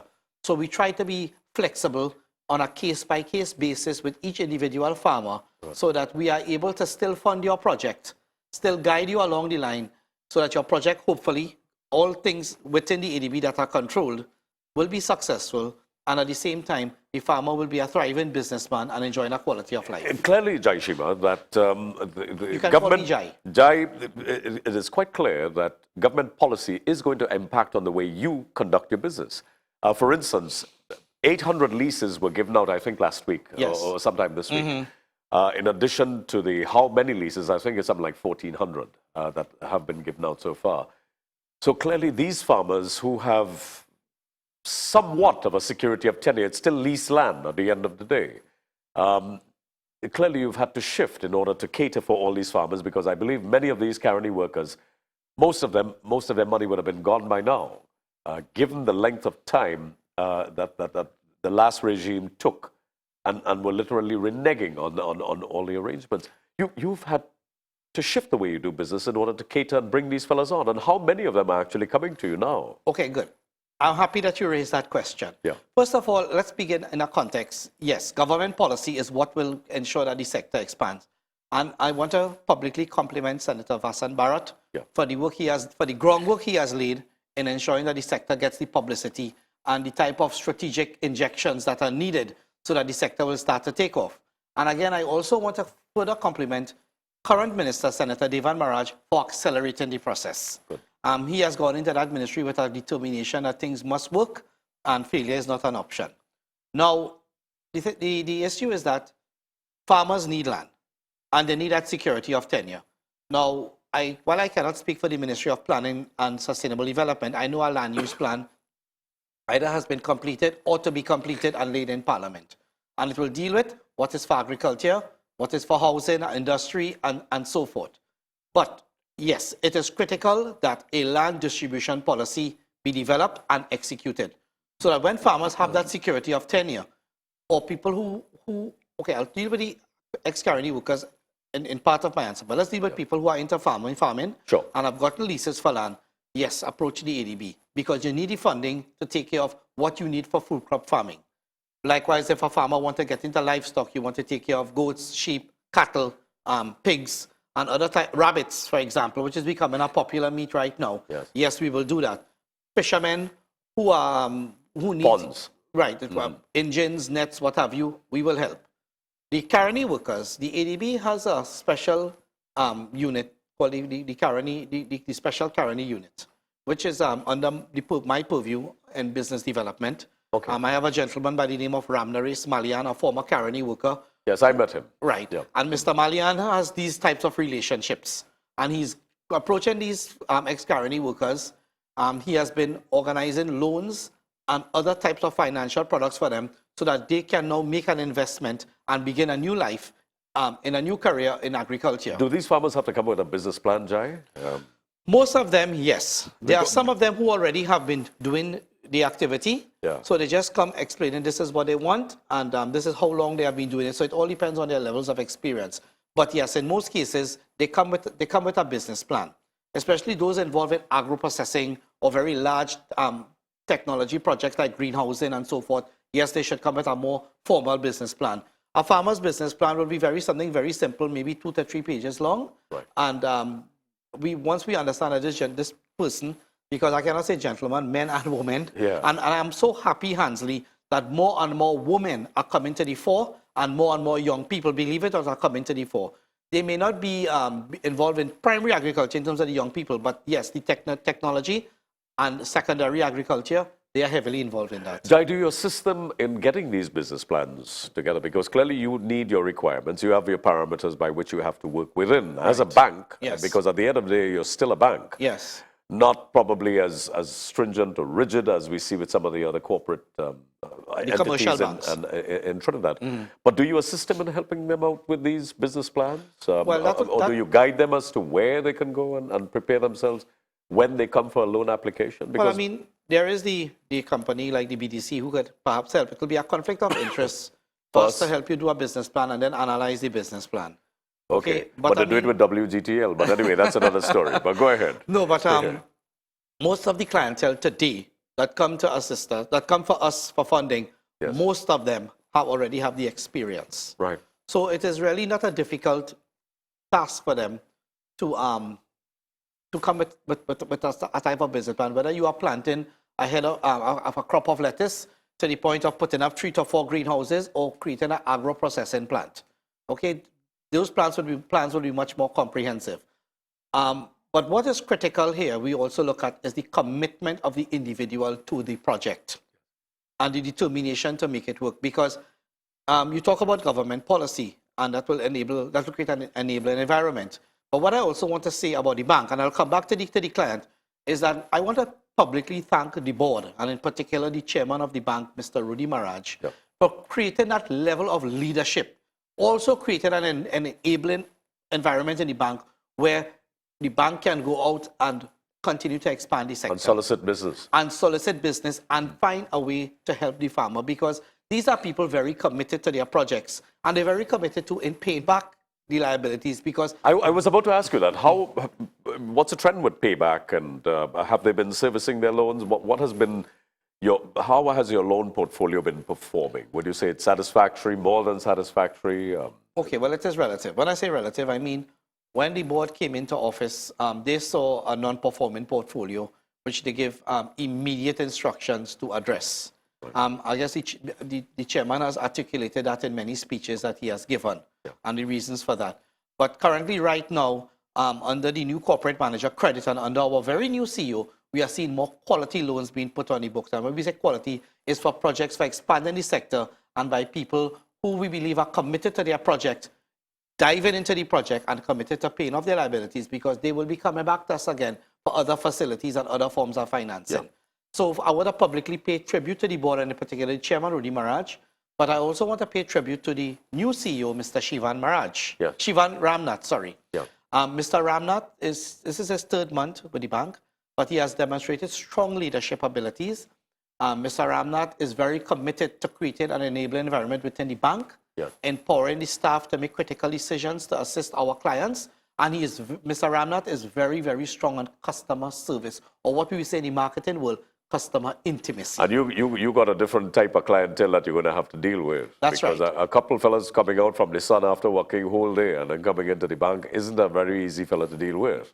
And clearly customer service is going to be something high on your agenda. Customer service is high on our agenda. But I will say one thing. For someone who has spent some time in commercial banking, dealing with all types of customers, whether they're public servants or people working in the private sector versus the farmers, they all have the same need. They want service, they want to be treated with respect, and they want to be listened to and understood. Under Vasant Bharat, food production has expanded a lot of the incentives that they've had to offer. I've read your brochures, and you're offering from vehicles to irrigation ponds for those who want to go into tilapia farming, predial larceny as well. You launched earlier on, I think it was earlier this year, your secure program. Where ADB Secure. ADB Secure program, so that people could battle cases of predial larceny, have surveillance cameras, monitors, that sort of thing.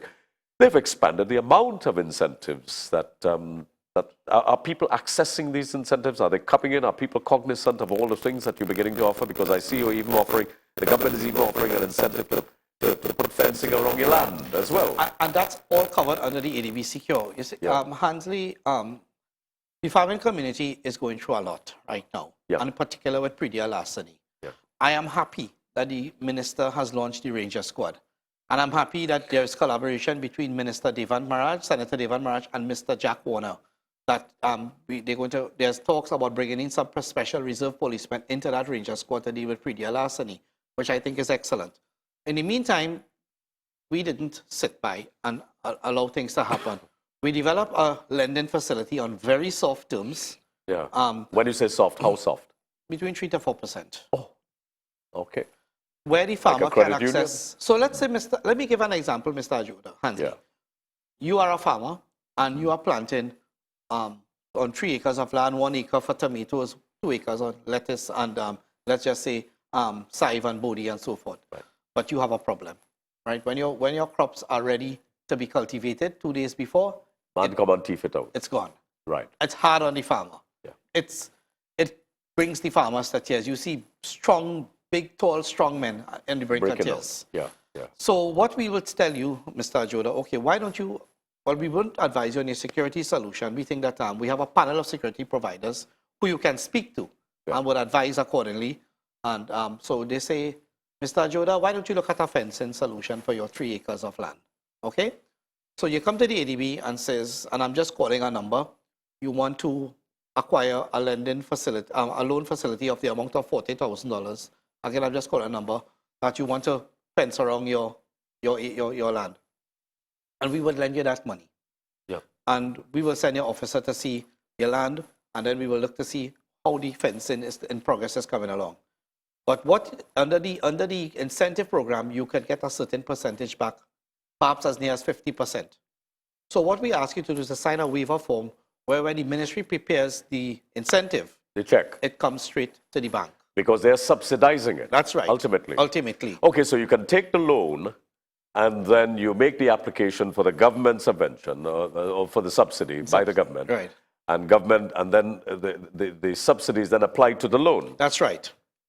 But that's a magnificent arrangement. Right, so therefore... I see does that apply also for vehicles, motor vehicles, and the purchase of motor vehicles as well? There are, I have not read all the incentives, but there are some incentives for motor vehicles, and if the farmer do wish for that to happen, that could be arranged as well. But this is particular for the ADB Secure Loan in terms of your security solution for your farms. Now, we've got 15 more minutes, and this is for for the farmers. This is Yes. for people. So I want to open up the telephone line so that any curiosities, questions that they have for you. Are you willing to entertain them? I'm now? willing to entertain the calls. Sure, And, good. and while the calls are coming in, I want to explain.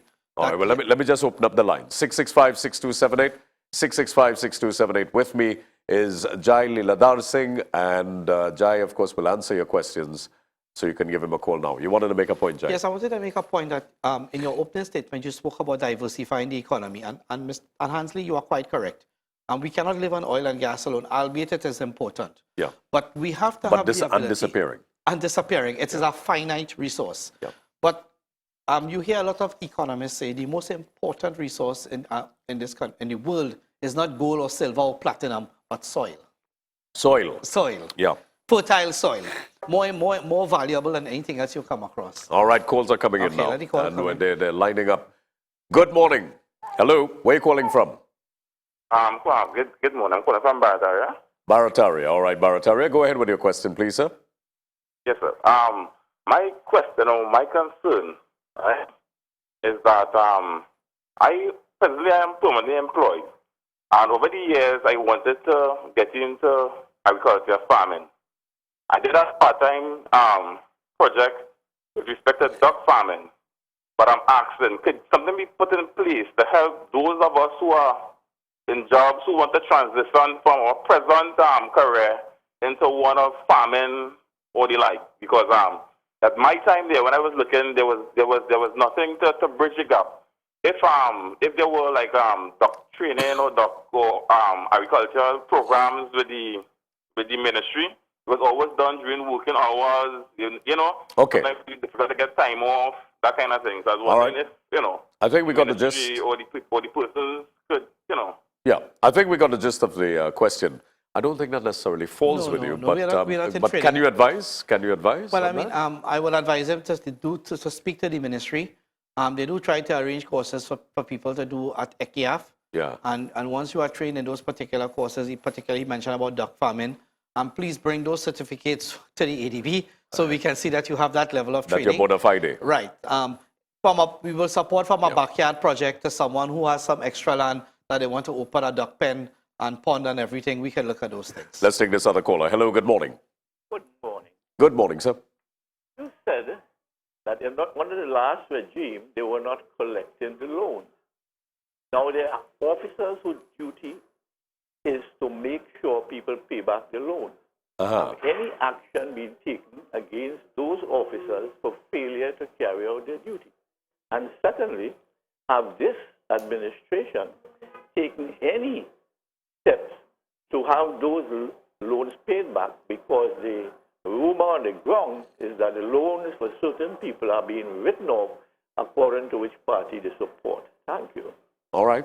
That's a political question. That's a political question. I don't know about people in party and they getting loans written Yeah. off. What I will say is that we have a recoveries department, and that recoveries department is working very assiduously. We have changed the manager recently, and is looking assiduously at the non-performing portfolio with a view of collecting the bank's money. Let's take this other caller. Hello, good morning. Hello, good morning, Hansley. Good morning, sir. I am just calling to compliment Mr. Jai because you see, I am not into agriculture, but it comforts me a lot to hear somebody in these positions and so well informed and could articulate for other people to let them know how to handle what they have to handle. So Well, Jai is quite passionate about what he does. Huh? I am very happy for that. All right. Thank you. Thank you, caller. All right. Let's take another caller, 665-6278. That's 665-6278. And we'll taking more of your calls. We were on the topic of perennial larceny. So you're saying that fencing. What are some of the other things that you're giving loans for? We are giving. We have a vehicle package loan. Yeah. We have also what is the new reality loan, which is quite flexible for any type of project you want to get in as well. Type of project. Any type of agri-based project. Right. If even Mr. Joda, you approach us and says you want to start up a catering business, that is something we can look at as long as it ties back to food and agriculture. Okay. Let's take this other caller. Hello, good morning. Hello, good morning. Yes, sir. Good morning. Hello. All right. Yeah, let me take this caller. Hello, good morning. Good morning. Yes, sir. Could you tell me how it is? Yes, good. Yeah, don't listen to me on your on your television, sir. You're going to hear a delay. Speak to me on your phone. All right, go ahead. Yes. Hello? Yes, hello. Could you explain to me how taking action against delinquent employees who supposed to see people pay back their loan is a political question? Thank you. All right. Yeah, let's not bother with that. I think you know, you're tying up our lines with people who want to get in. Let's take this other call I'm and here to ask speak questions about about farming. agriculture and the sector of agriculture, and that's the bank affairs which I don't want to discuss in the public. Yeah, and the reason why we said it's a political question because he said that there are people who belong to certain political parties that are getting their loans written off. Of course, it's political. Let's take this caller. Hello, good morning. Hello. Good morning. Yes, sir. Good morning. I have a question for your guest there. I didn't really turn on from the beginning, but does this incentive or plan applies for like smaller farmers, like say half an acre or that kind of acreage? Emphatically, yes, sir. Please come in and talk with us. Yes. Okay, so for people at half, because you said even as a small catering business, so even if you have 2 lots of land and you're looking to, because 2 lots of land could yield something good in terms of sweet peppers and you wouldn't believe what great success small projects has brought in for this country. Yeah. Okay, 665-6278, that's 665-6278. We were talking about the vehicle incentive plan. Incentive plan is the same thing. You bring your invoice. We look at what resources you have, what you can pay down. We can work with that, and we finance the vehicle. Because most time farmers come to us, they want to buy a van that can take their goods to market, transport their goods to the reseller. We also have a loan called the SNCL loan, School Nutrition Caterers loan, whereby we are also the caterers that are under the NSDL. Right. National School Feeding Program. Right. In fact, we launched a product about a month ago in collaboration with the NSDL, whereby if the caterers need financing to expand their kitchens, bring technology in their kitchens, expand their capacity, we are going to do that as well. Simply because there's a lot of local content that is required to feed our nation's children. Yes. I suspect, I cannot speak for NSDL, but I suspect that feeding program is going to be expanded to other institutions. So the farmers need another market, another segment to push their goods into, so that farmers won't be left with anything on their shelves or the market shelves that will go rotten. Right. So you find a way to market your produce to these caterers who will take this and turn it into a meal, for a nutritious meal for our nation's children. And I agree, there must be a lot of local content into those meals. Yes. And that is another product that we are looking into. And another product we are looking into as well is Islamic banking within the ADB. Yes. Describe that for me. How is this going to work? And what's the difference between Islamic banking and any other form of banking? And with pleasure, I will do that. Being an alum of the professional services firm of KPMG and Deloitte, I have in my readings and research, Islamic banking is about a $1.2 to $1.3 trillion industry globally. Yeah. It is governed by the Sharia law that Muslims around the world adhere to. And in that Sharia law, when it comes to finance, the aspect of interest-based banking or interest-based finance is what the Arabic word is riba, and riba is haram or forbidden. So I cannot borrow $10 from you, Hansley, and pay you back at 10%. That is wrong. So they had invented a series of products that goes into banking. And I use the word products for want of a better word, because in Islamic finance, the word loan is not, I'm advised that the word loan is not even used. So let's take a product called a muharaba. The muharaba is like someone who, let's take the example of the vehicle package loan. So you approach the Islamic bank and you said, I have an invoice from Toyota for $200,000 for a vehicle. I need to take my lettuce and tomatoes to market.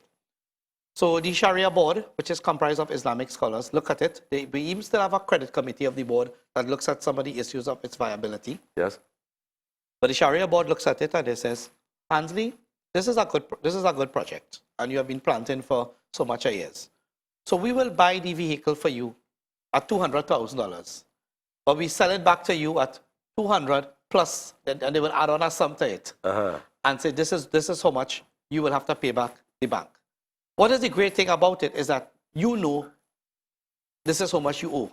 Yeah. And the thing about it is that there is no time value of money. So there's no interest. They just simply put a profit on it and you pay. Cost plus. Right. So a cost plus and you just pay to And that is only one product. There's the You might have a couple of people converting to Islam just to get that deal like that. You do not have to be a Muslim Yeah. to access Islamic banking services. I see. Okay, and let me say this. There are Islamic banking organizations around the world who have funded massive government projects at a very successful scale. Yes. Not just, it doesn't exist in the Middle East. There exists in... When are you looking at implementing Islamic banking? Right. At the Prime Minister's Eid luncheon, we have signed a MOU with the Muslim leaders in Trinidad and Tobago, the main Muslim leaders, Haji Yaqub Ali, Dr. Nasser Mustafa, Imran Husseini of the TIA, Dr. Mustafa leads the Trinidad Muslim League, and let me compliment these gentlemen, these erudite and helpful gentlemen, for working with us on a committee to bring things to reality. But I also want to pay great tribute to Mufti Wasim Khan. He runs the Darul Uloom. And a Mufti is the highest ranking Islamic scholar you can be, who has provided a lot of guidance, advice, but most of all, Hansley, his patience. Yes. Because we've got a high-powered team there with Inshan Husseini and Yes. Yaqub Ali. I saw Haji Yaqub Ali yesterday, as a matter of fact. Yes, and not that alone too. We have been working with Deloitte and Touche through their Middle East offices to bring their global leader of Islamic banking to Trinidad. We want to bring him in near the end of the month. He's going to run a couple of workshops to see what it entails. And then from there, we hope that they will leave with a plan and a timeline, what it will take to set up the bank. We are looking at, well, the chairman is setting very tight deadlines. We are looking at the end of June, early July 2013 to launch the Islamic. I want to ask you this. With a farmer's badge, you therefore get a license for a firearm in order to defend, of course, your land and for a rifle.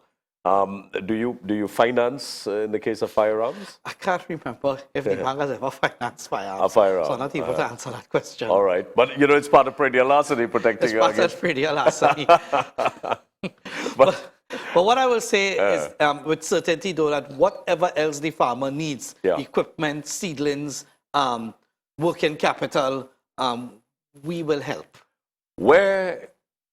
How many branches does the ADB have? Thank you for asking that question. Yeah, because people want to know where we could go. Okay, the ADB has a branch on Cipero Street, San Fernando. Right.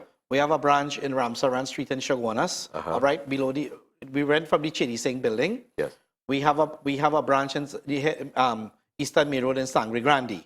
We also have a branch at Main and Robinson Street. I believe that is the address in Tobago. We have just moved in a spanking new building in Tobago. Okay. And that is to tell you the importance the bank is placing in agriculture in Tobago. You were talking about sending people out. Do you send people out before we close? Do you send people out to go and solicit and say, go into the communities, go identify where farmers are and say, I just want to say this before we close. The head office of the ADB is moving from Henry Street to Chaguanas in Mulchan Siuchan Road. Well, that makes sense. What are you doing in Tong? Yes, exactly. You know what I mean? Exactly. So the culture is changing. Yeah. And yes, we do send our lending officers out to meet with the farmers, look at their projects, perhaps attend farmers' meetings, interact with our stakeholders. Yeah. Well, because you can't be asking boys to be coming all the way from Grande, who farming down in Grande and farming in Maruga. Mr. Joda, I want to come back on the show to talk about our mobile banking units. Good. How we take the bank on wheels to the fields of our farmers, to the fishing depots. Good. You come back next week. Okay. Because we've got to explore this. We spent 30 minutes together. And you see how the time flies? Thank you, Mr. Joda. I couldn't do that, Jai. But it's wonderful. I think that what you're doing is all part of the transformation of the economy, transformation of our country, as a matter of fact. And it's very critical. And we need to feed ourselves. Look what happened in New York the other day with this storm. Yeah. And people are having difficulty accessing food. And we have to have our food available for our citizens in case of, God forbid, an emergency. I maybe, in case these people come to you, bakery treats, because they're in the catering business, I want to offer you a potato pie. Not an aloo pie, a potato pie. Potato pie, thank you. All right, thank you. Thank you very much, Hansley, and all the best. My guest, Corporate Manager Jaishima Liladhar Singh, and of course, Jai is going to be coming in sometime next week. You'll be seeing ADB people coming into our studios on a regular basis to answer these questions because it's critical, it's part of the government agenda. It's very high on the Prime Minister's list, and we want, as a communications network, WIN will continue to partner with organizations such as the ADB. I'm Hansley Ajoda, and thanks to Faraz Ali, working as director, and of course, Nigel Paul. We got Francis working in audio, and we've got Indira Dukaran in the newsroom and producing, Lawrence Arjun. Thank you ever so much. thanks for the extra time. We had to cater for Jai and, of course, the fact that David came in late this morning. But nevertheless, we got our show out of the way. Catch you tomorrow morning here on The Sunrise. Thank you.